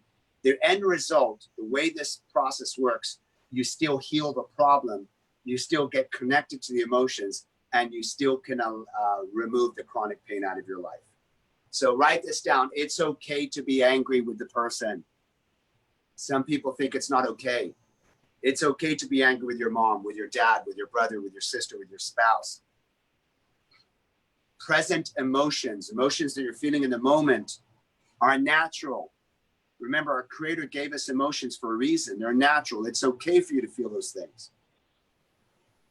So it's really important that the unconscious mind knows. Right here, sorry.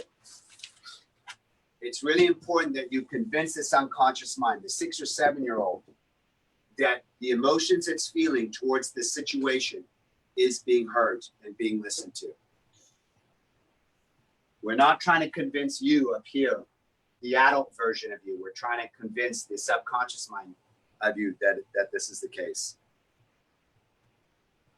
The higher the pain on a scale of 0 to 10, the more you are suppressing or not contemplating something that you should express, whether to yourself express or to the other person. We'll share with you both options. The higher your pain, the longer you've had it, the more ingrained it is, you can be sure that you're suppressing or not contemplating or not allowing yourself to say or feel or think something that's going on with you. And even if the pain is not a 9, even if the pain is at a 1 out of 10, where it's completely almost gone, it's just a 1, it's just hanging on. That it being at a 1 out of 10 tells you that there's still something that is not expressed.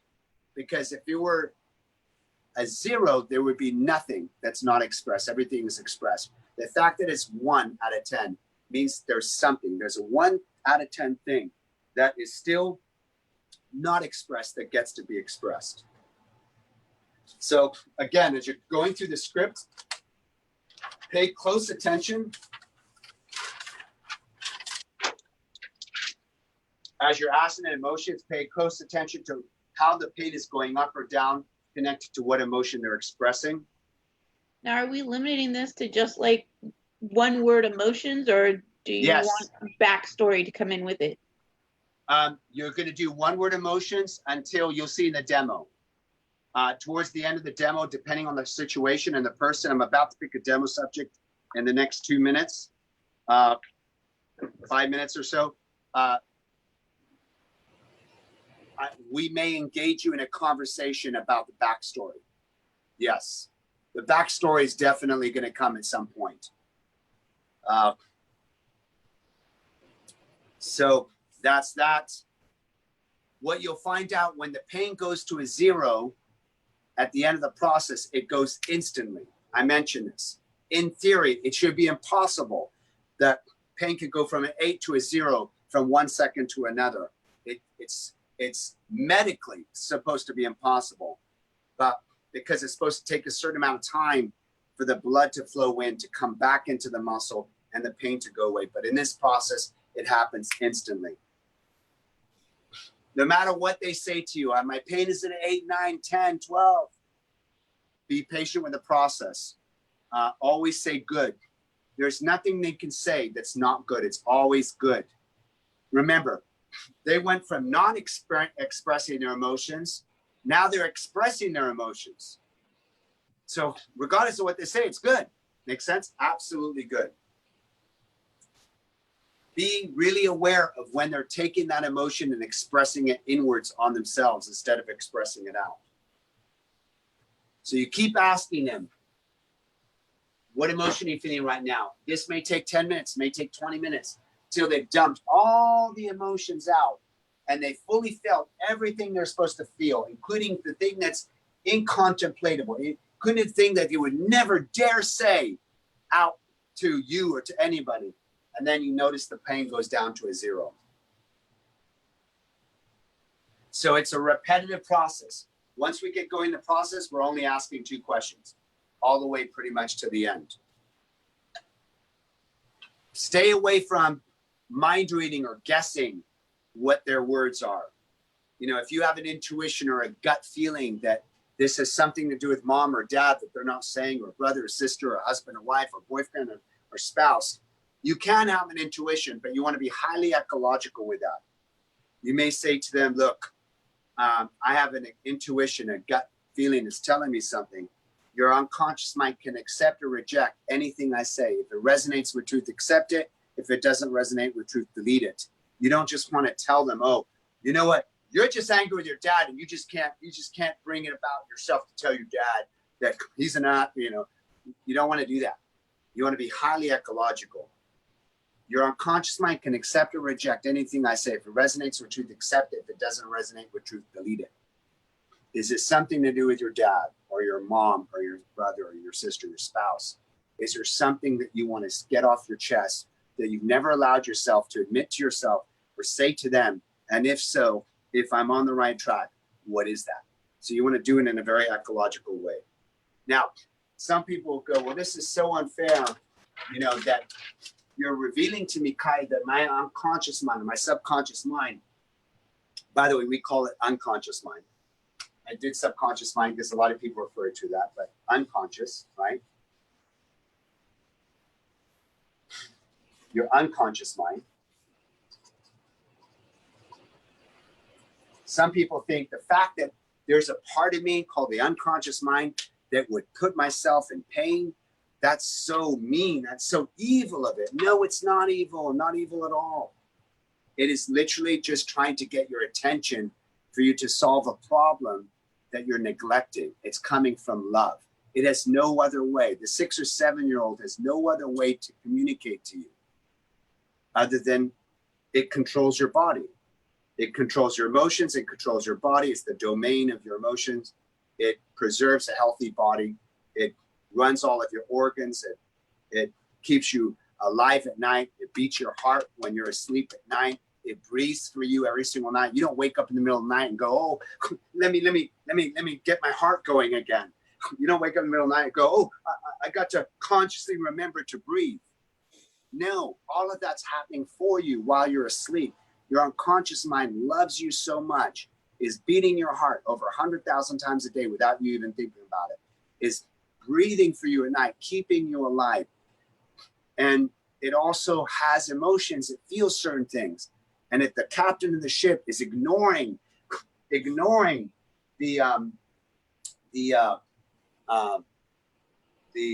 people, the people on the ship, what do you call that?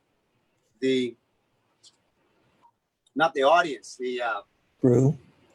The crew, not just the crew, but the Passenger. guests. If the captain of the passengers, if the captain of the ship, thank you, Richard, is completely ignoring the wishes and wants and the desires of the crew and the passengers, and they're just taking it through the, it's not going to work. Eventually, the passengers are going to scream, "What the heck are you doing? The plane is flying like this. The bags keep falling out of the thing, hitting my head. Will you stop freaking flying this plane like a freaking maniac?"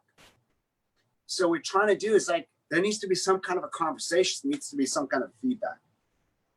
So one has done this. I had this issue many years ago when I had arthroscopic injury. I had a surgery on my knee because I was playing basketball, and I went up and I grabbed the ball, and I was playing outside on concrete. Definitely don't play on concrete, at least long term. You want to play on wood because it's more easier on the knees. And I came back and I didn't hear a pop, but basically I had a partial tear of my ACL, anterior cruciate ligament in my left knee. And I had a lot of pain. And so if you've ever had that, or sciatica, which I had at some point too, you can get on one of those rollers and you can roll it out, right where that chronic pain is, which is going to loosen it up, loosen the muscles, and then the blood's going to come in a little bit. It's going to go away a little bit. But the moment you stop doing that roller, that chronic pain is there. So there is something you can artificially do for certain body parts to roll something out, to make something be less painful, but it's not a permanent solution.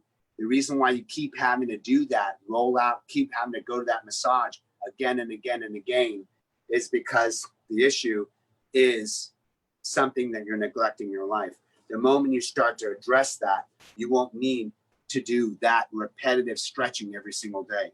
So stretching can help, but it's not a solution. It is a Band-Aid. So once we do the process, I'm going to pick someone right now in a moment. We're going to make sure that we get your pain to a 0 and it stays at a 0 for a week. So you're going to task that person for a whole week to pay attention to their negative emotions. What am I feeling right now? What am I feeling right now? If there's any moment where their emotions, if there's any moment where their pain goes up, we start to feel their pain. What you're going to do is you're going to say what emotions you're feeling right now. So the process isn't just for today. It's for an entire week until the person has been pain-free at a 0 out of 10 for an entire 7 days. Yes, you can do this in conjunction with your 26-step breakthrough. Yes, you can do a detailed personal history, obviously, to figure out what are the circumstances, what are their relationships with their mom, their dad, their brother, their sister, their spouse, their kids. Because a lot of that dynamics in that detailed personal history is going to reveal to you what maybe the issues are. And then that will give you some clues onto what is the root issue of their chronic pain. So some people would say, well, I mean, chronic pain sometimes is legitimate. It's an injury. It's not dissociation from negative emotions. In fact, there was a man, another gentleman who was actually in a car accident, and he injured the vertebrae in his neck. So there was some kind of breakage going on in his neck, and he was wearing a neck brace. And so he was supposed to wear this neck brace for the rest of his life. And what he did was he got, with the care of, strict supervision of 2 or 3 different specialists, chiropractor, gym, healing, physical therapist, and a doctor. He had 3 doctors all communicating with one another, working together carefully and closely to develop a plan for him to improve his quality of life. Can you imagine having to wear a neck brace for the rest of your life? He just said to them, look, if I'm going to have to live like this for the rest of my life, I don't want to be here. So he said, I'm going to do whatever it takes. I don't care. So they were in a very strict communication with each other, 3 doctors, and he was in a program. Would you believe this gentleman was able to go to the gym with a rope around his neck? He was able to do neck raises with over 45 to 50, like a 45-pound plate just on his neck. So he built the muscles around his neck. So someone's calling me. Hold on a second.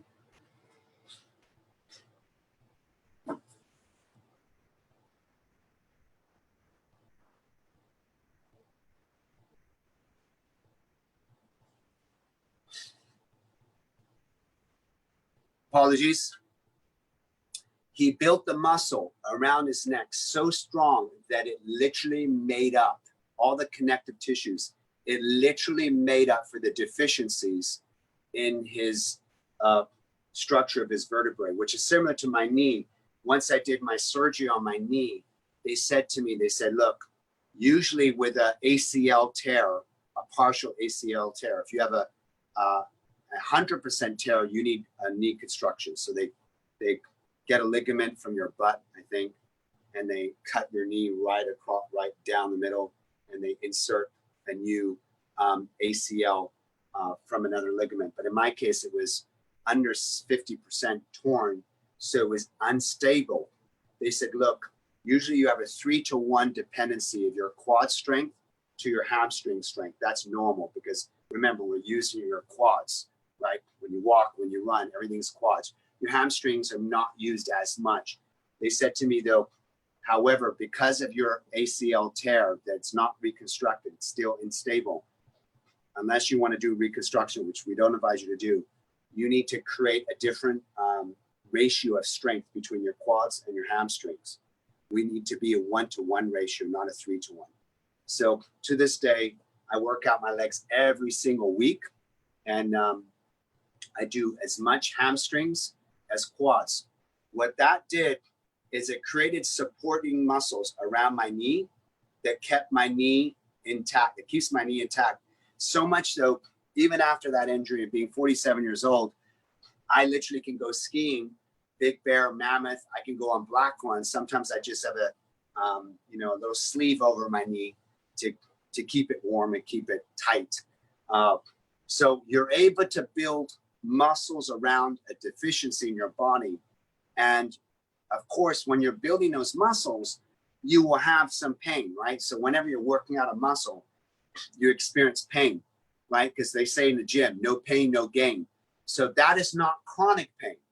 So what he was able to do is he was able to remove all the pain due to his neck injury. He was able to build a supporting structure around it such that it became very strong and powerful. And of course, because of the intense workouts, he would feel soreness from the exercise, not from the actual original chronic pain. So he literally removed chronic pain. 2 books you can read if you want to learn a little bit more about this is a book by Janet Travell, MD. And her book is Myofascial Pain and Dysfunction. Myofascial Pain and Dysfunction. And the other one is by an author called John F. Barnes. John F. Barnes, which is called Myofascial Release. Myofascial Release. So Barnes, John F. Barnes, he did not believe that a slipped disc or a damaged he didn't believe that slipped disc or damaged cartilage between the discs. One would argue with him and say, but wait a minute, I see it on the x-ray. So he says there is no such thing. A lot of people are looking at this from a different perspective these days. He says that can be cleaned up. That issue can be cleaned up by myofascial release, which is a form of massage, which is very, very deep tissue. So he believes it's a non-issue. Massage will get rid of it, very deep tissue. Janet Travell, MD, the author of Myofascial Pain and Dysfunction, she was quoted as saying that the site of the pain is never the source of the pain. The site of the pain is never the source of the pain. What does that tell us?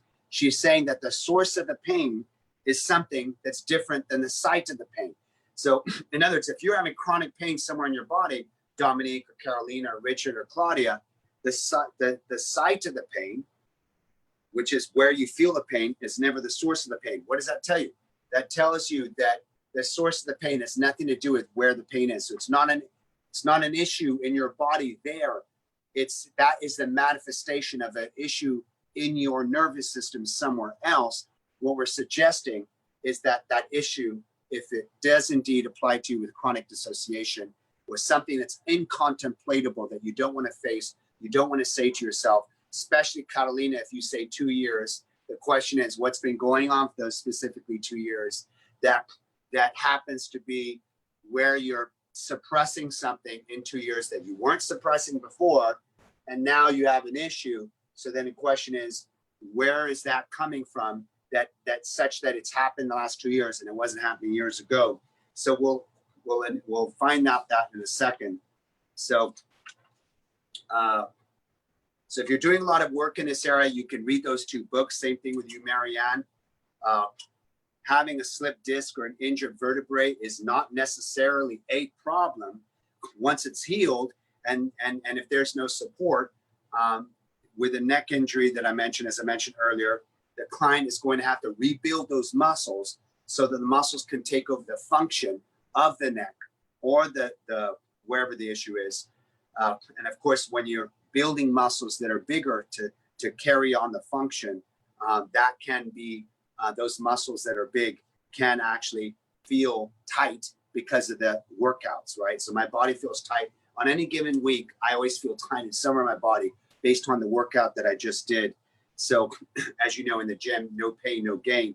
That is completely different than chronic pain. So I think that's about it. Remember, the most important person that needs to be convinced that you're listening to that emotion is not you, your conscious mind. It's you, your unconscious mind. And if someone has a hard time getting in touch with the emotions, if you remember from I patterns, if some of you haven't yet learned I patterns, by the way, shout out to Abraham Mancia. Abraham is, and a couple others, I believe, of you are in our other program called Breakthrough Mastery 2. In Breakthrough Mastery 2, there's a whole bunch of other modules that are different than this program. And in that, we're going a lot into influence, a lot of influence techniques, sales techniques, and then secret encoding software of the mind. So different modules than what you learned here.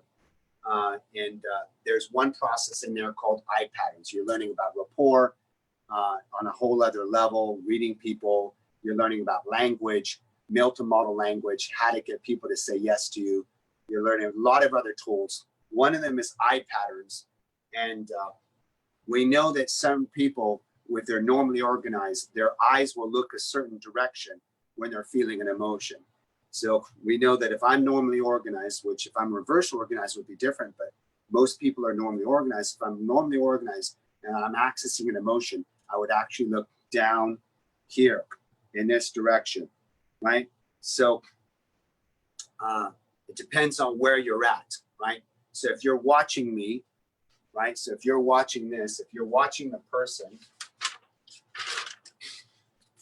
I'll do it this way, it's a little easier.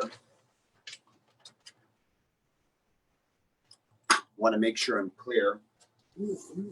So if this is the person, here's their eyes, right? Now, a person, when they're accessing their emotions, if they're normally organized, and if you don't know what that means right now, that's a reason why you want to take the other class.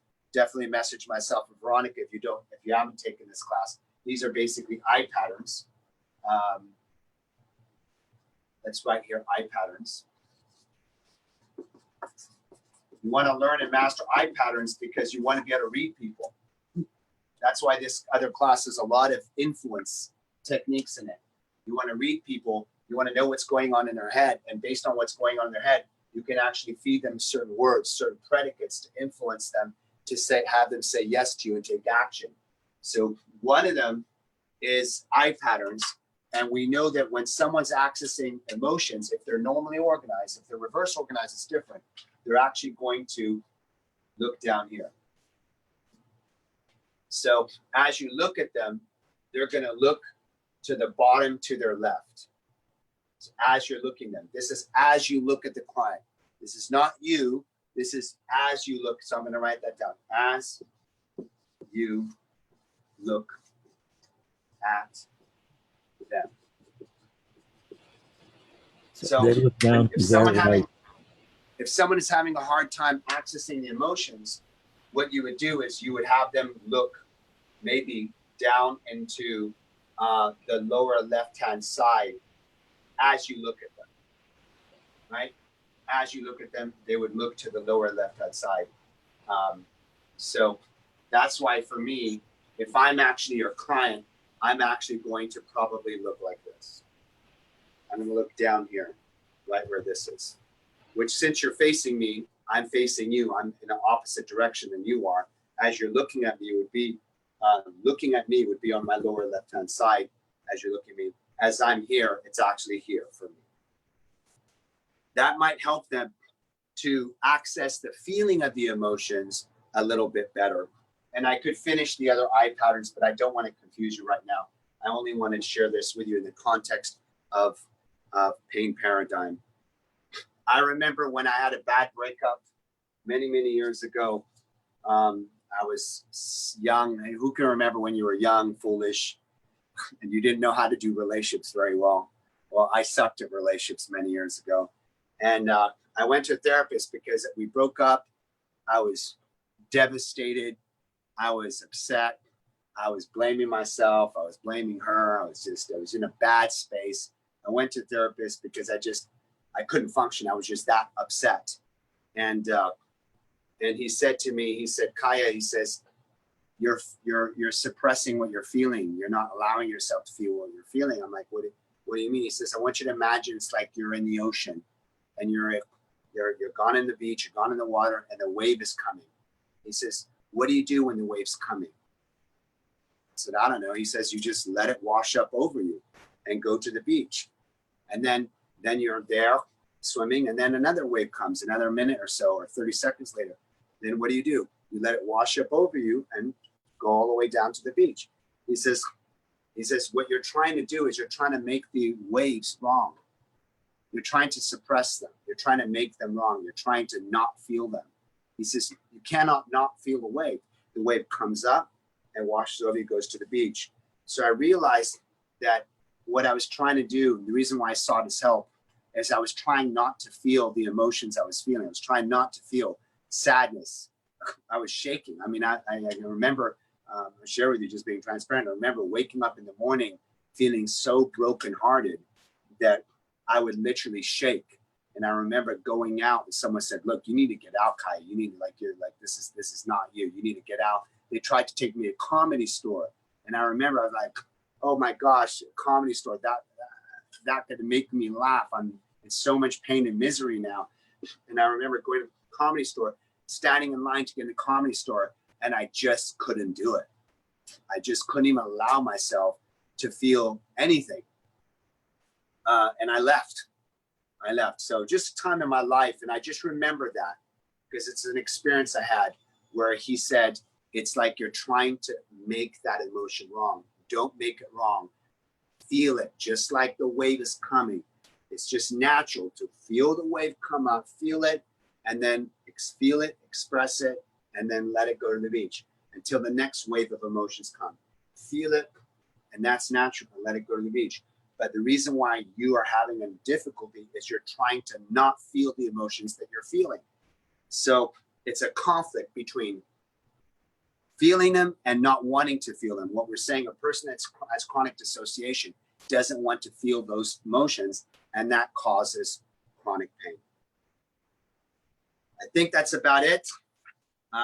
We know, again, that your unconscious mind is the part of you that needs to get this. We know that.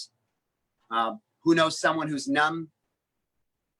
I remember asking a girl once, I had a girlfriend, and she ended a relationship with a guy she was with for 5-6 years. He was unfaithful to her, he cheated on her, and she was just devastated. And I asked her how she's doing. She's like, "Oh, I'm okay."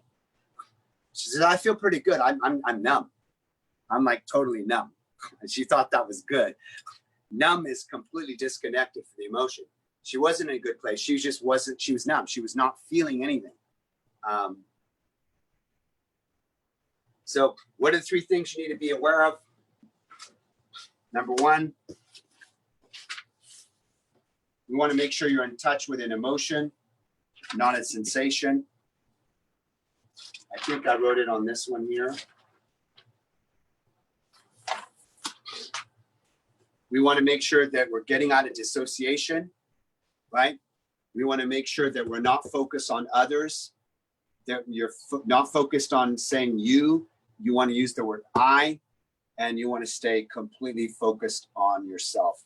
Okay, so I'm going to ask you guys a question, and I want to decide one of you to be a demo subject.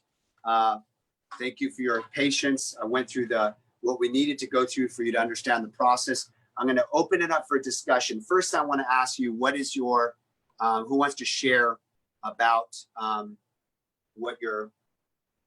how this module is hitting you? I know some of us are still here. Carolina, go for it. So as you've been talking, I've been feeling resistance of like, well, maybe it's not that painful, or like, well, maybe it'll go away. And I've been like, kind of like avoiding it. Like even right now that I'm speaking, like I can feel like my emotions like boiling up. And I just feel myself like being resistant to my own experience. Okay, yes, that's normal to have resistance. Yes, okay, perfect. And Catalina, tell me about the chronic pain. So I've been having lower hip pain and like all the time, and I've been seeing different chiropractors. I've been getting a massage, like, well, when we were able to get a massage like once a week or every 2 weeks. I have a foam roller. And at first I thought it was like, well, maybe because I spend a lot of time driving, showing property. Well, I'm not driving anymore. And then I used to think, well, maybe it's the way that I'm weightlifting. So I stopped doing that as well. And I still have that discomfort. So even when I'm laying down, like I feel myself like on a, like off balance. Okay, perfect. All right. Okay. Dominique and Richard, either one of you, go ahead. I want to get some information from both of you too. At age 25, I was diagnosed with arthritis in my hands and my feet. And that's been pretty much, anymore, I've learned to live with the pain. So I know it's there, but I've even been able to suppress that. I don't really feel it anymore like I used to. When I was younger, I couldn't even hold a pen. It hurt so bad that I'd go to write and the pen would just fall out of my hand. But I'm a true believer of use it or lose it. So I just exercised my hands and feet even more, and I ignore the pain. Okay. More recently, and I know, for lack of better, due to stress, I know I have a tight shoulder muscle right here, the one that runs right through here. And I've also kind of developed TMJ with the clenching of my jaw. Okay, perfect. Okay, perfect. Okay, thank you for sharing. Richard? Actually, I don't have chronic pain. I was in a car accident, kind of like the guy you described. My neck froze up. I had 3 people working on it. Once we got that done, I haven't had any trouble with it since then. So definitely I internalize, and most of the time I'm numb. Okay. Good news, bad news, I still react about the same way outside. Yeah. And I know Veronica's calling Eleanor because I know Eleanor shared she had an issue for 20 years. She had an appointment to go to. I wonder if she's available as well as an option. So yeah, I would just call her. So my question to each one of you is, Richard excluded because I think for you, you don't have the chronic pain at a certain number. Catalina, on a scale of 0 to 10, how bad is the pain? 7. So it's 7 out of 10 right now. Mm-hmm. Oh, okay. And Dominique, how bad's the pain on a scale of 0 to 10? We have 5 and a 6 right now. Okay. And how long have you had yours, Catalina? For about 2 years. 2 years. And how long have you had yours, Dominique? The arthritis I've had for 25 years. The shoulder pain's been about 12. I know that's directly related to my divorce. And my jaw's probably been about the last 2 years. Okay. And Claudia's on here too. I think she was ending a call. So if you want to check on Claudia, if you're done with your phone call, I'm going to ask you to, because I'm going to pick one of you to do the process right now. So Claudia, on a scale of 0 to 10, where's your pain at? Do you want to unmute yourself real quick, Claudia? Yes, okay. Well, I don't have the pain, but I have that chronic disease, which is the thyroid. Okay, good. And how long, when I say good, meaning this would be good for you. And how long have you had that?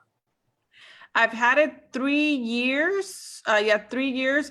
And I was told that the reason that I may have gotten this disease was because a traumatic incident that happened with me, which was the motorcycle accident that I had in 2016.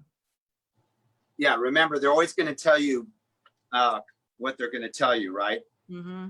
The doctor is going to say to you, the chiropractor is going to say to you, you have XYZ injury. The medical doctor is going to say to you, you have a repetitive strain injury. The doctor will say there's no cure. Here's some painkillers. Here's this anti-inflammatory painkillers that you can use. They're always going to tell you what they're going to tell you because they're not psychoanalysts and they don't really know about, or they're not focused. Their practice is not focused on the psychoanalysis of your emotions and how that creates disease in your body. They're more focused on the symptomology and what they believe is the medical reason why you have the injury, but they don't go into what creates the environment for that injury to happen in the first place. So I think this process, I know this process is going to be very valuable to you, Claudia, as well. Catalina, I think I'm going to go with Catalina for now, based on the fact that you're with Claudia, we can do the process with you, but how will we know that you've got rid of the issue if you're not feeling the pain? It's a disease, it's not a pain. So while you're sitting here, how will you know when you start, when you finish, what's changed until you go back to a doctor and they say, look, you don't have this disease anymore. Mm-hmm. So I think we can pick you as a second subject for sure to do this with you. And same thing with you, Dominique, being a 5, I think this is definitely going to be very valuable to you. Let's go with Catalina because she's a 7 and she's feeling it as a 7 right now, which is substantially high. Catalina, this stays confidential, right? So I'm going to guide you through the script. I was going to ask that. This stays confidential. Yes, stays confidential. The first question for you, Catalina, is it all right for your unconscious mind for you to, You might want to change the spotlight. I'm gonna close my window. Give me 1 second. Yeah.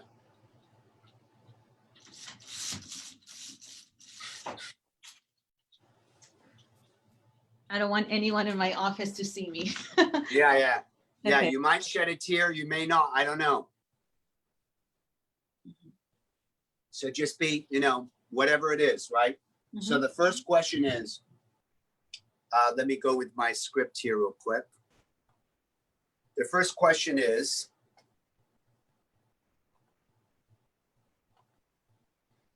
I'm going to do the pre-frame, right? The first question is it right for your unconscious mind for you to let go of this chronic pain, Catalina, and for you to be aware of it consciously? Yes. The second question is, there may be some things, Catalina, some emotions, right? There may be some negative emotions or some feelings that you didn't want to pay attention to in the past, maybe recently, up until 2 years. You may not have wanted to pay attention to in the past, and you will need to pay attention to them now for the purpose of this process. Is that okay? Yes. Okay, perfect. 3. The question is, how many years have you had this chronic pain? And I know you said the answer was what? 2 years. 2 years. And when I ask you what emotions are you feeling, right? So back to the script, when I ask you what emotions you are feeling, I want you to say, I am feeling and the emotion. Okay?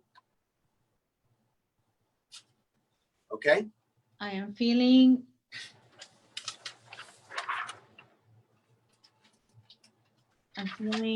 anger. Okay. Yeah. I'm going to write them down. Go ahead. I'm feeling anger. I'm feeling anger. I'm feeling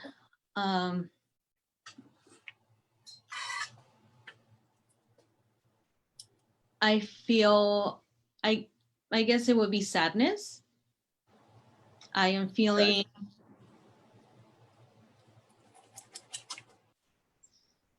I'm feeling rejected or rejection. Okay, good. So remember, what we're looking for when we're doing the emotions is we're making sure that we're not getting Perception. thoughts. Yeah, we're not getting thoughts or intellectualizations. Let me just show this Yeah. for everybody, just so that we're clear on this. So we want to make sure we're not getting sensations, we're not getting concepts, and we're not getting thoughts. Like, I feel rejected is almost like a thought or a perception. Okay. We want to make sure we're only focused on emotions. So you're doing a good job. So what emotions are you feeling right now? Anger. Anger. Good. Okay, what else?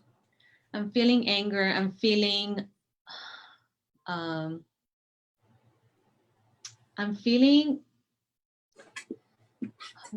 having a hard time like identifying the emotion. I'm feeling I know what I'm feeling in my body. Like I feel like it's like boiling up. Yes, good. So that's a sensation. Yeah. You're illustrating this good. You just said a sensation. I know you don't intend to focus on sensations. You're focusing on emotions. However, you're giving a good example. We're again not looking for sensations. So again, I want to make sure that this is a good learning tool for everybody. So when she says, I'm feeling the boiling feeling, that's a sensation. We're still looking for the emotions, right? So what emotions are you feeling? I feel regret. Now, even regret, regret is an emotion slightly, Yeah. but it's almost like a decision, like a limiting belief, like you're regretting something. You would decide to regret something, don't you? And then you feel the regret. I'm scared to say what I want to say. Exactly. I feel hate. You feel hate. Now that's what I'm talking about. I feel hate. Like, Just say it, Carolina. It's just the four of us.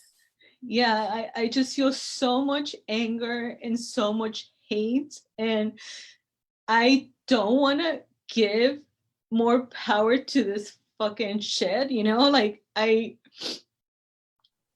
yeah, I just feel hate. By the way, the person that you're talking to can remain anonymous name. Yeah. You can say person, you can say significant other. You do not need to mention the person's name.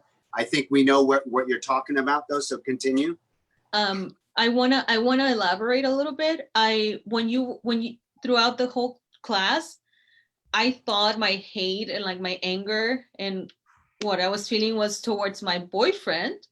But it's not. It's towards my ex-boyfriend. And I've been feeling this pain and this anger and this hate inside of me that I've been trying to like suppress it, put it away, not think about it, focus on what I'm doing right now, focus on my relationship right now. But I know it's been fucking up my relationship right now. All the anger that I feel, it's still there, and I can't let it go. Okay, so let's go back to the script. You're doing good. As you guys are watching this, anytime a person wants to just vent and let it go like she is, even though they're off the script, that's okay. We want to get the background. We do have a little bit of background, but we want to make sure we don't get too much into the thoughts and the intellectual reasoning. We want to actually get into the emotion, not what we think about the emotion, not what we think about the situation. We want to go to the raw emotion itself. Remember, we're looking at a 6 or 7-year-old. Getting emotional right now. We want to know what the 6 or 7-year-old is feeling, not what the adult is thinking. We want to know what the 6 or 7-year-old is feeling. What emotion are you feeling right now? I am feeling anger. Okay, where's your pain at? Where's your pain at on a scale 0 to 10? It's like a 9. 9. Continue. What emotion are you feeling right now? I am feeling anger. I am feeling.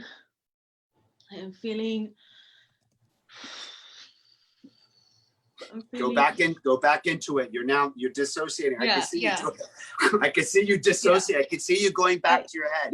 I've gotten so good. I've gotten so good. I just like. What's her name? What's her name? The 6 or 7-year-old in you. What's her name? Carito. Carito. What is she feeling right now? I feel sadness. Sadness. What else? What else are you feeling right now? I feel sadness. I feel. What else are you feeling right now? I feel anger. Anger. I feel hate. Catalina, I have to ask you a question. I'm getting an intuition, very strong intuition. Yeah. You're unconscious, and I could be completely off topic, Yeah. but I'm getting an intuition. Your unconscious mind can accept or reject anything I say. Mhm. And I'm not even saying I believe this. I'm saying I'm exploring.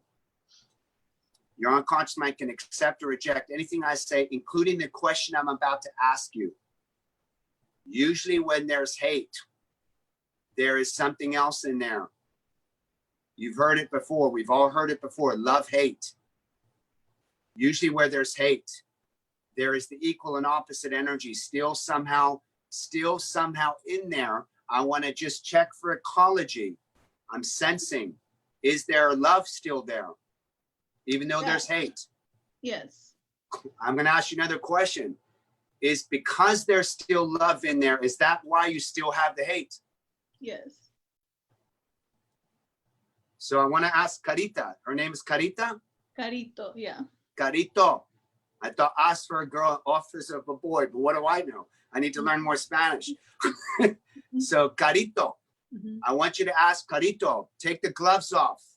Tell us what you feel. What emotion are you really feeling? I feel.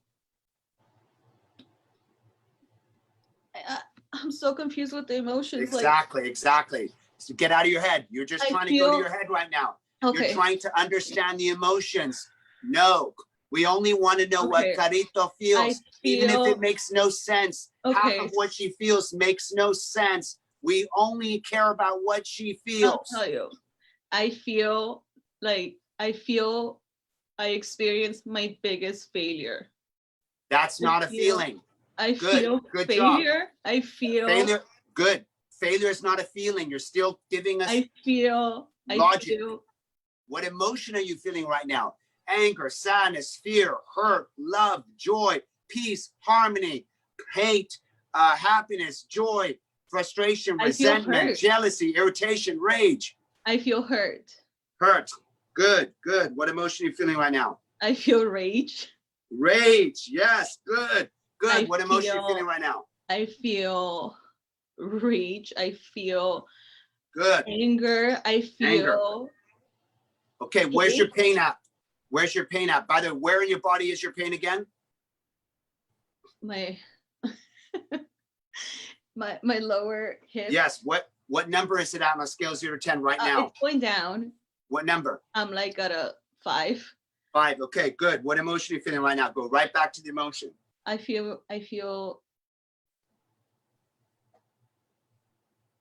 feel numbness. I feel numb. Numb is a sensation. Good. You're not on an emotion, you're on a sensation. What we want you to do is go back to the emotion.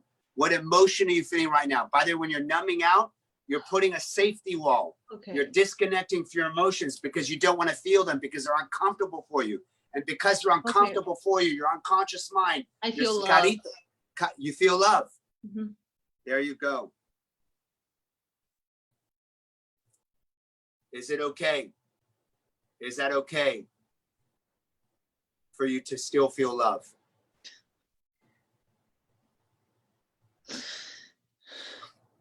What now? Where's your pain on the scale of 0 to 10? I don't feel anything right now. No. Let me check.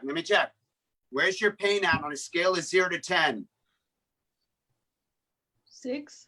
6, going down. Good. 5, 6. Good. What emotion are you feeling right now? I feel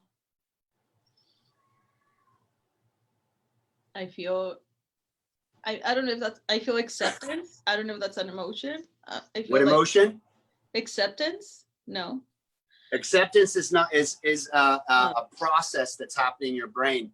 Acceptance is not an emotion, it's a decision. So good. Go back to the emotion. What emotion are you feeling right now?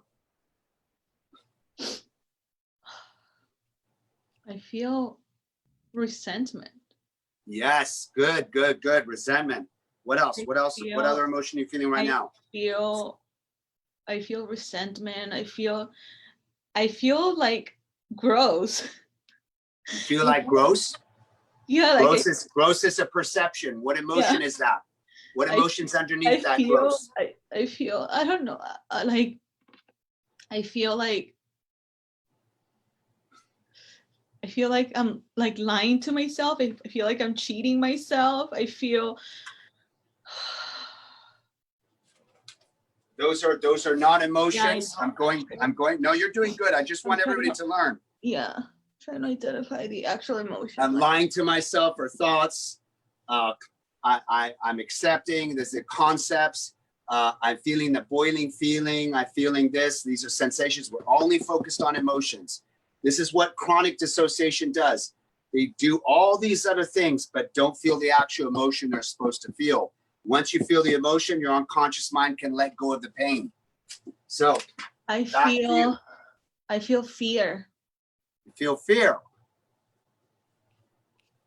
What else? What other emotion are you feeling? I feel fear. I feel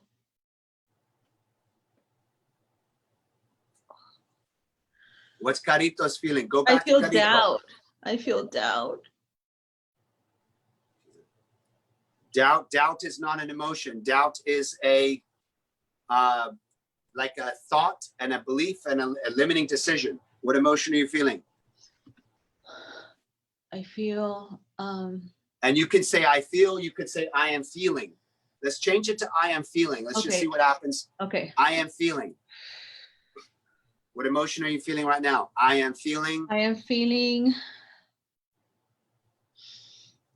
regret. I am Regret. feeling disappointment. Disappointment. What else? What else? What I other am emotion are you feeling? I am feeling betrayed. Betrayed is a label. Okay, Betrayed.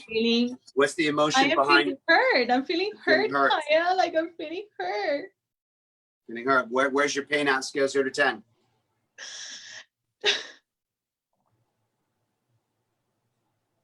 4. 4. Good. Good. It's going down even more. What emotion are you feeling right now? You're doing really, really well. Catalina, you're doing amazing. I feel like yeah, Carito, what emotion are you feeling right now? I'm feeling sadness. Sadness. Good, good. What else? What other emotion are you feeling now? I'm feeling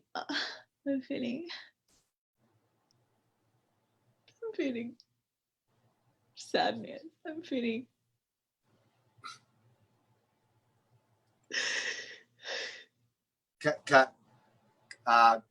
Catalina, I'm going to ask you another question. You can accept or reject. Mhm. Not only what I'm saying, but you can accept or reject even the question. Only if it resonates with you, accept it. yeah. If it doesn't resonate with you, delete it.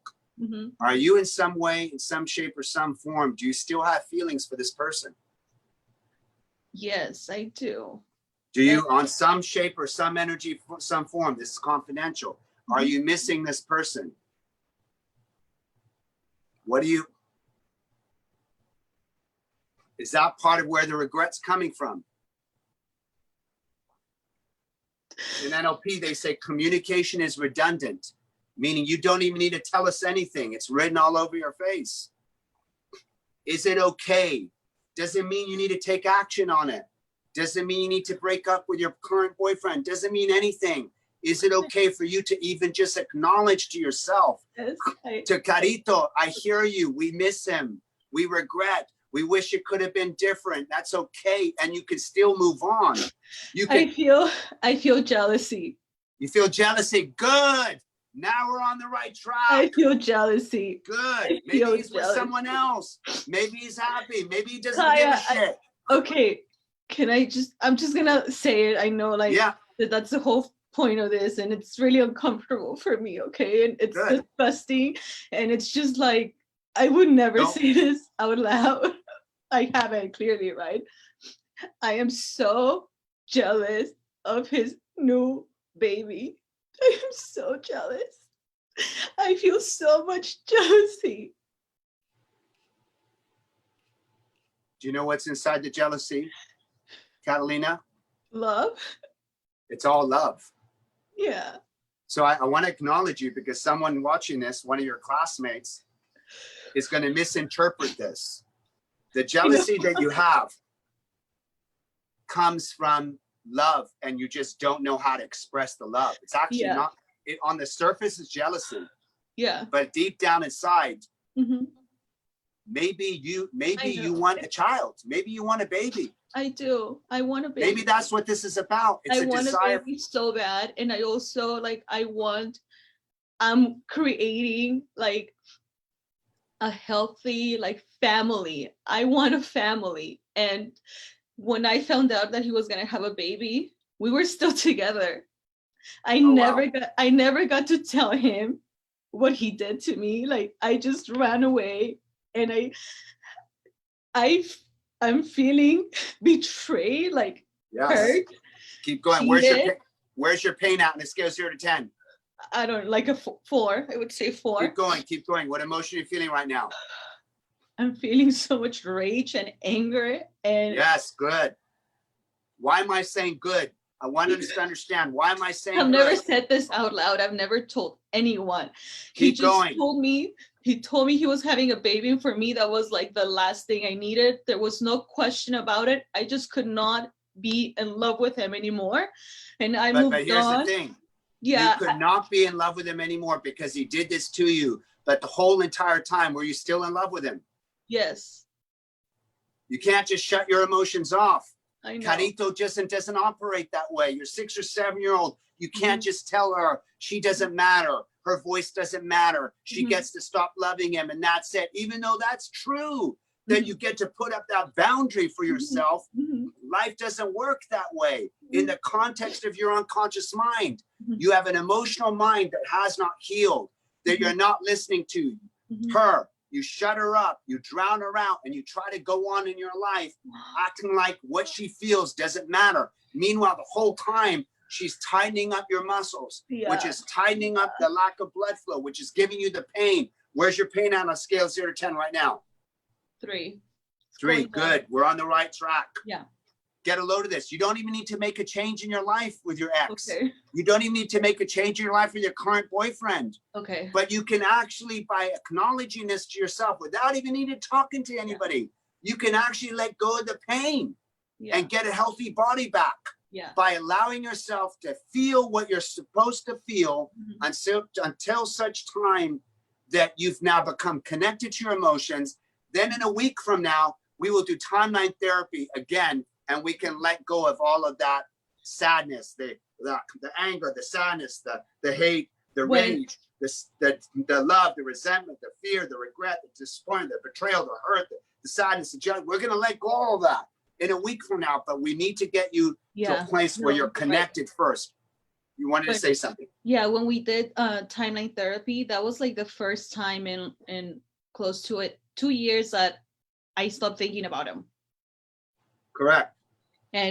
But yeah, the pain's still there, and I'm feeling. Well, no. The emotions were released, but the pain from the strategy of dissociation to the emotions, the pain is still there. So let's continue, Catalina. We're getting closer. Okay. I'm going to call you Carito now. Okay. From now on in this process, Carito, what emotion are you feeling right now? I'm feeling love. Feeling love. Where's your pain at on a scale of 0 to 10? 1, 0. Is it 1 or is it 0? It's a 0.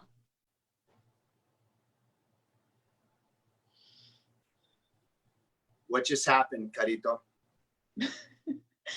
It just aligned my whole body. Like I feel like complete.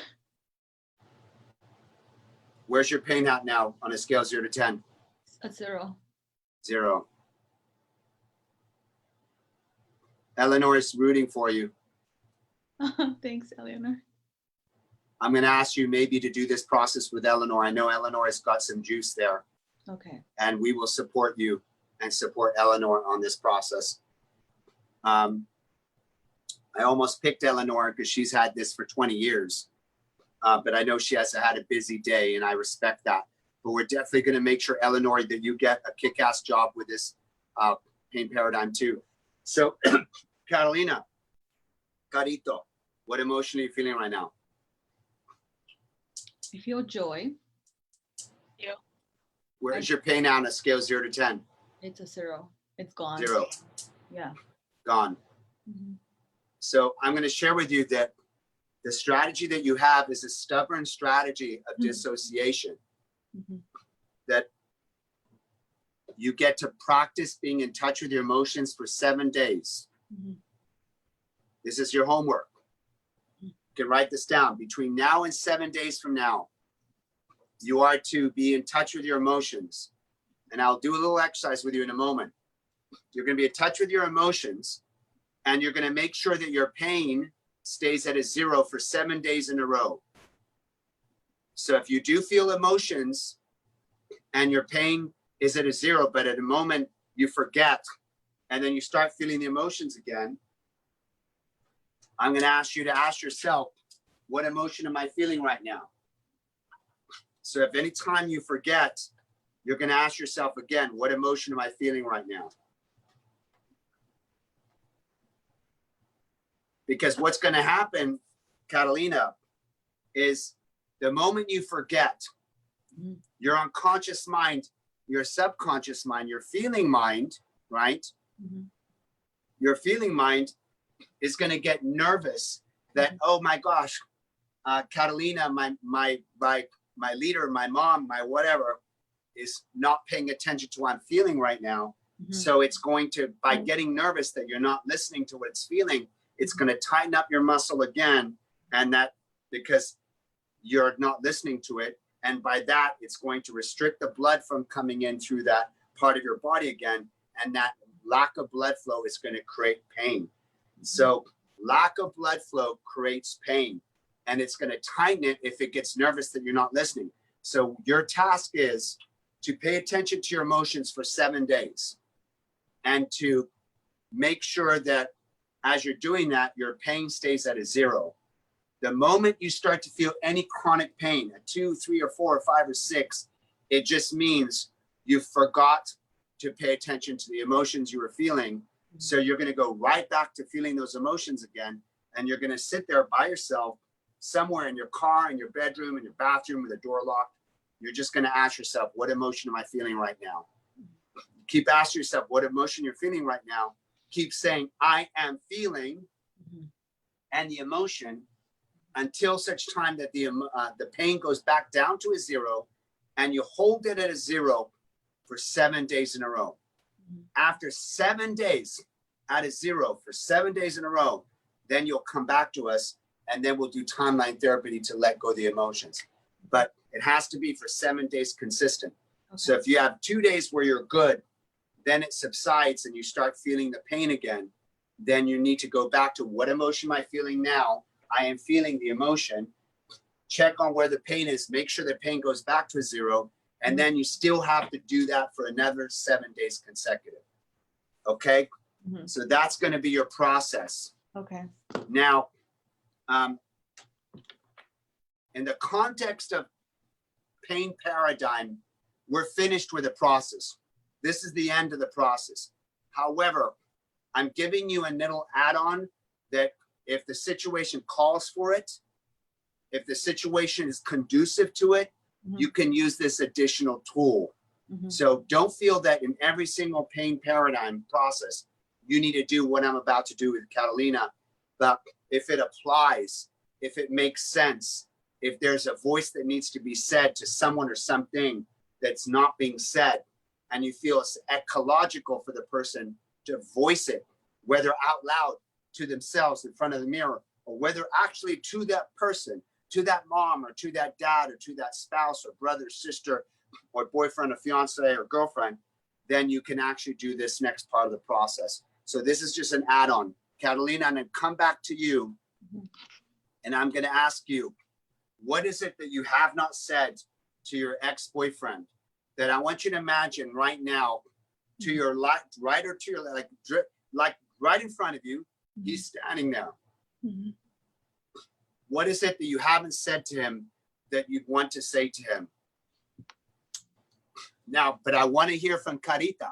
I don't want to hear that you asshole, you did this to me. That's not, I want to hear, what does Carito feel that she needs to express to him, that she may never need to tell him in person. Okay. You can do it Okay. by yourself here Okay. in privacy and feel better about yourself. Go.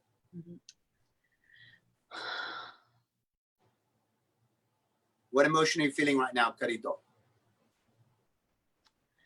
I am feeling love, and I'm just gonna say it, okay?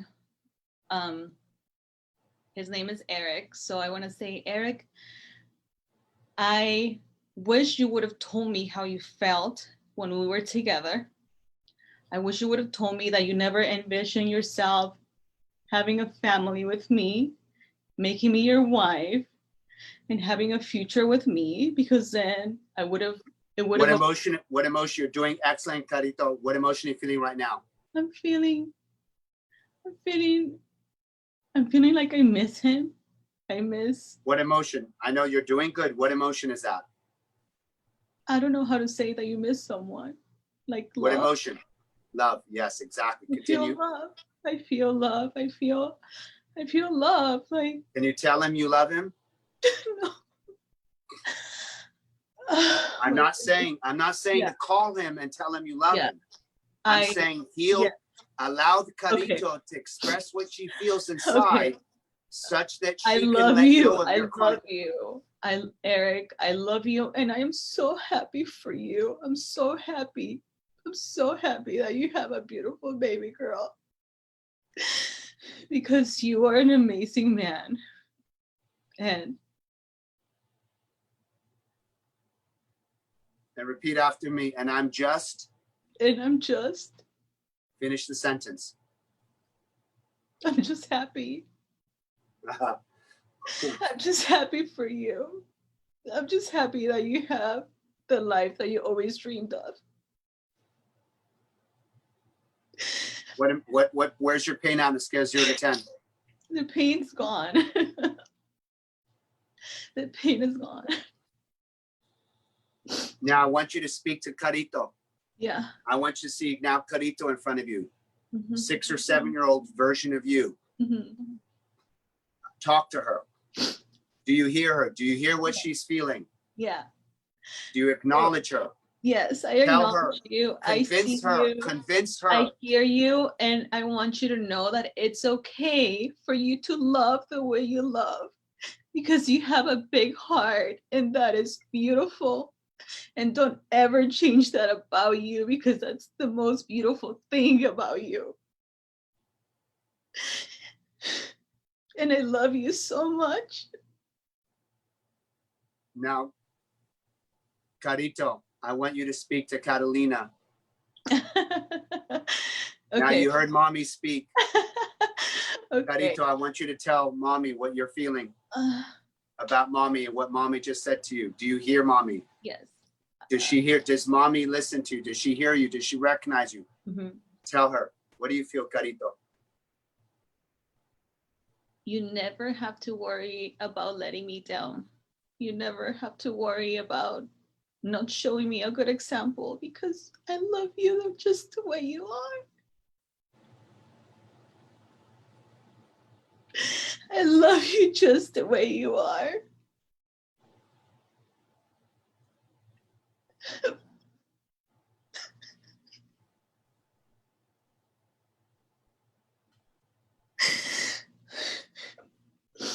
I look up to you so much and you inspire me. And I know you're a wonderful woman that just has a heart of gold that wants to love everyone around her. I love you and I forgive you.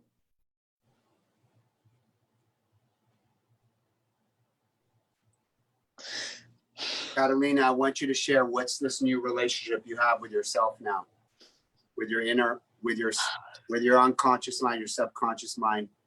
What does this give you? What power does this give you? What love, what resources does this give you? I want you to think of a time in the future, tomorrow, tonight, next week, next month, next year. What is this going to do for you? What is this going to give you? What is this going to bring you? Your new relationship, your new congruency, your new alignment, your new connectedness to your feelings, to your emotions, and your thoughts, all coming aligned as one. What does this give you that you didn't have before? I'm a fucking human being. I'm a human being, and it's okay for me to feel, and it's okay for me to love and love myself and be loved, and just it's everything. It's everything. Like I accept myself, and I wear my heart on my sleeve, and I'm never gonna get tired. I'm never gonna get tired of doing that. It's who I am. It's who I am. Now that you're connected to this, what is this? How does this affect your current relationship? This new self, this new wholeness, this new alignment, this new completeness. How does this affect your current relationship? With my boyfriend or with myself? With my boyfriend. What was something you weren't doing or something you weren't being or something that you were stuck? That I was doing, I was comparing the relationships. Oh. And I was being unfair to my boyfriend. And I was just waiting for him to act like my ex-boyfriend. And my boyfriend is nothing like my ex. And which is the reason why, by the way, secret to tell you is the reason why you picked your current boyfriend was because there was something new for you to learn Mm-hmm. with a Yeah. different teacher. I have a great teacher. Yeah.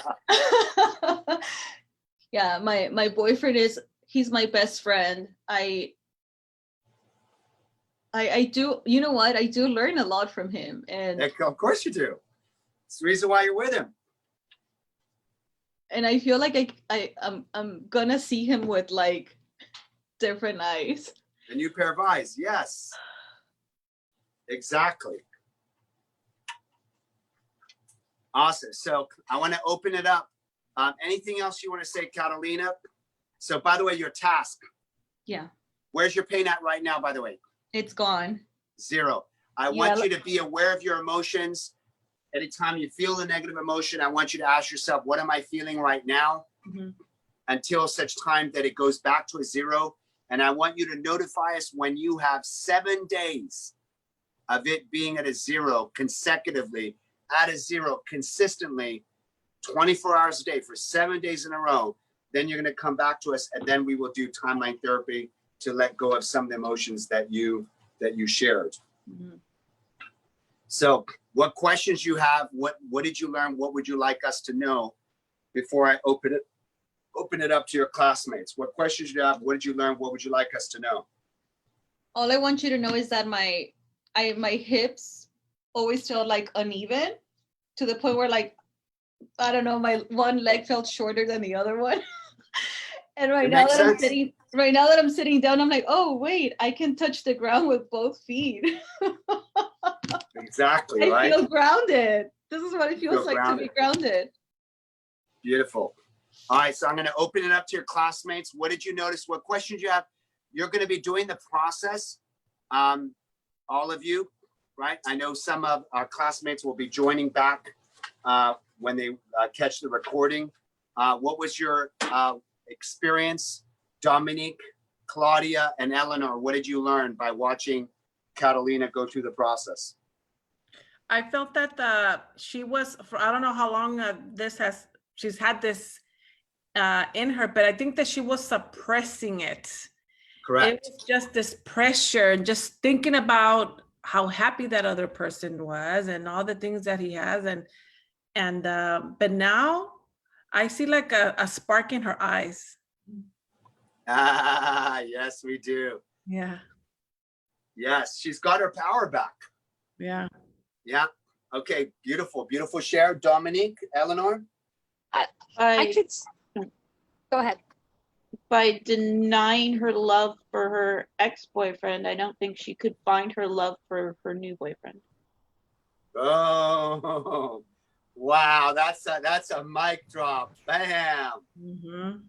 Yes. Because it's coming from the same part of our nervous system, right? Love is love. So when you're trying to cut off love over here so that you can feel it over there, there's a blockage in your nervous system, in that part of your nervous system. So the moment you let go and express and allow those that communication to flow fluidly through your nervous system, it's able to flow to the person you're with as well. Absolutely. Good, great thought. Eleanor?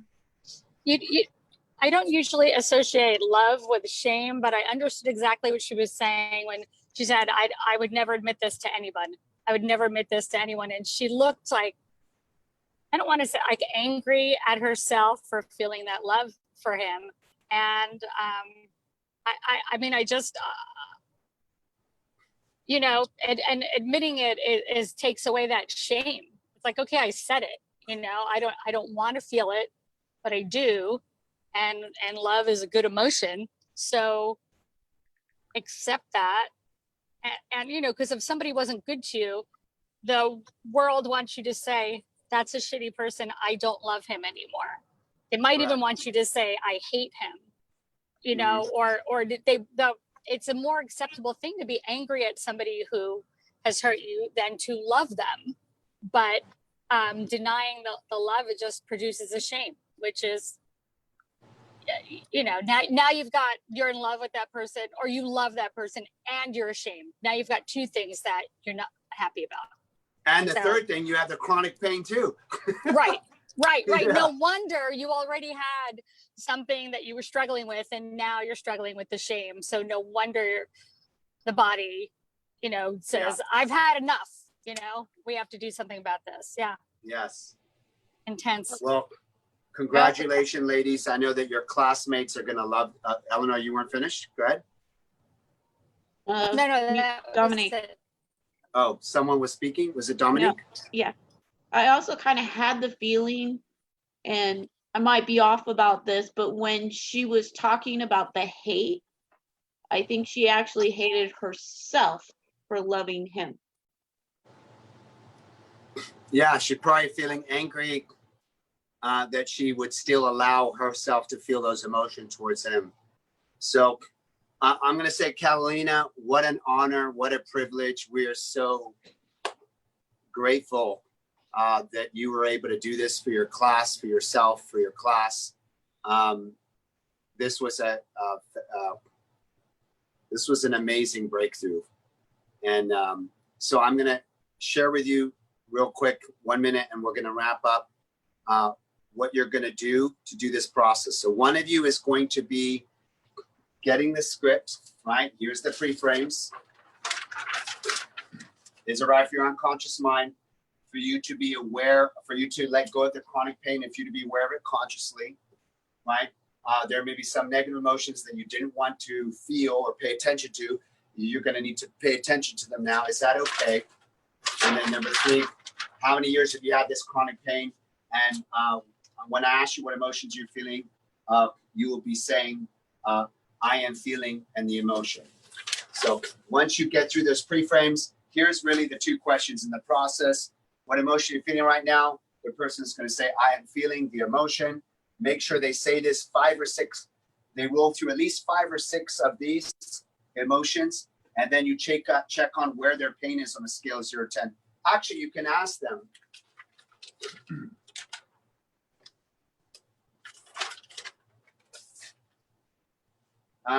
I'm going to add one question because I realize in here, is it right for you to let go of the chronic pain? You're going to need to pay attention to some emotions. How many years have you had the chronic pain? But don't ask them, where's the pain at? What number on a scale of 0 to 10 is the pain at now before you start the process? So I'm going to put in here, this is 3A and 3B. 3B is, where is your chronic pain? And what number on a scale of 0 to 10? So 3B, before you start, it would be good. Where is their chronic pain? You want to know, is it in the neck, is it in the shoulders, in the back? And what number is it at on a scale of 0 to 10? 10 being the highest, excruciating pain, 5 being average, 0, 1 being very low. Then you're going to say to them, when I ask you what emotions are you feeling, please say I'm feeling. Then you'll go to the script.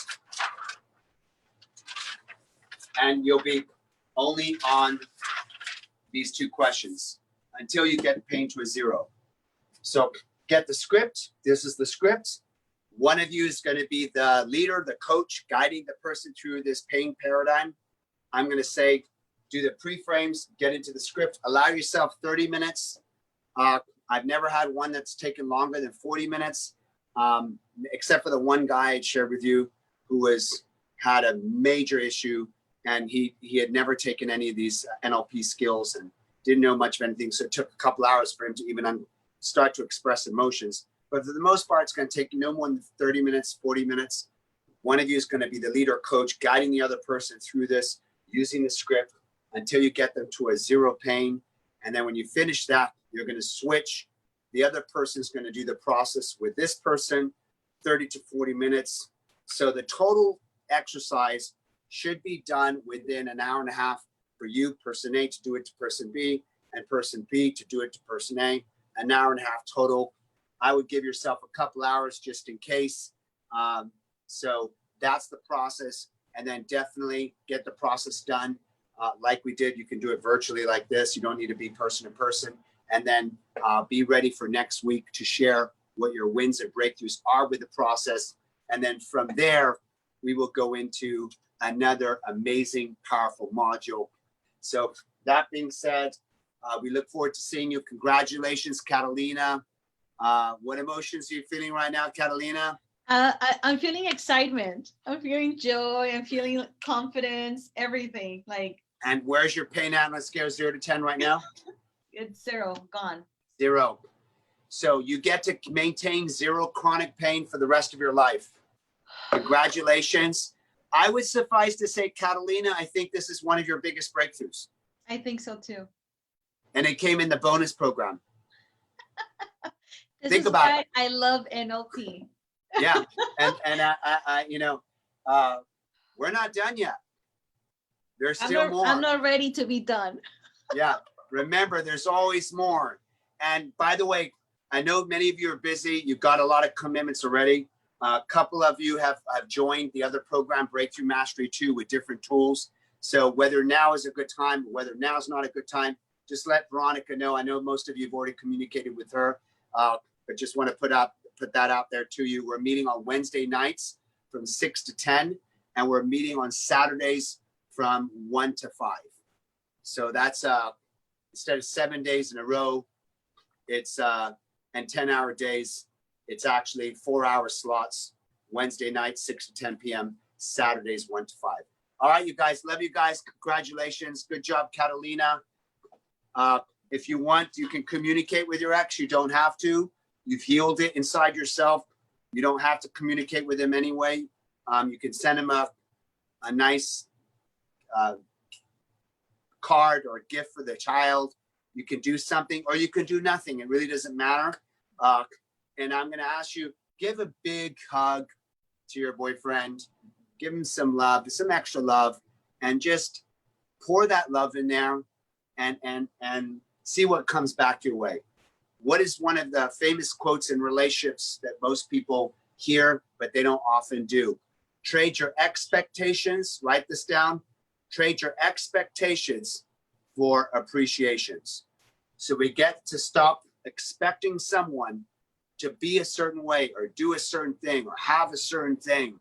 Trade our expectations for appreciations. So when I share with you that, what I'm inviting you to do, Catalina, is pour some appreciations in your man, and knowing that he's not perfect, you're not perfect, Kai's not perfect, Veronica's not, none of us are perfect. And we get to appreciate and acknowledge the greatness, and we get to see the light in others. So, and that will make your relationship flourish on a whole other level. And hopefully one day we'll see you with the child. That would be incredible. I know that that's a goal of yours. So know that strike the word hopefully. Let's just say it will happen. I know give it's it up. happening. Kaya, it's happening. It's happening. Good. And just give it up. Mhm. Give it up. Right? Give it up. Give it up to your creator. And that's it. Love you guys. See you guys next Friday. See you. Woo, woo, woo. Great lesson today. Bye. All right. Bye-bye.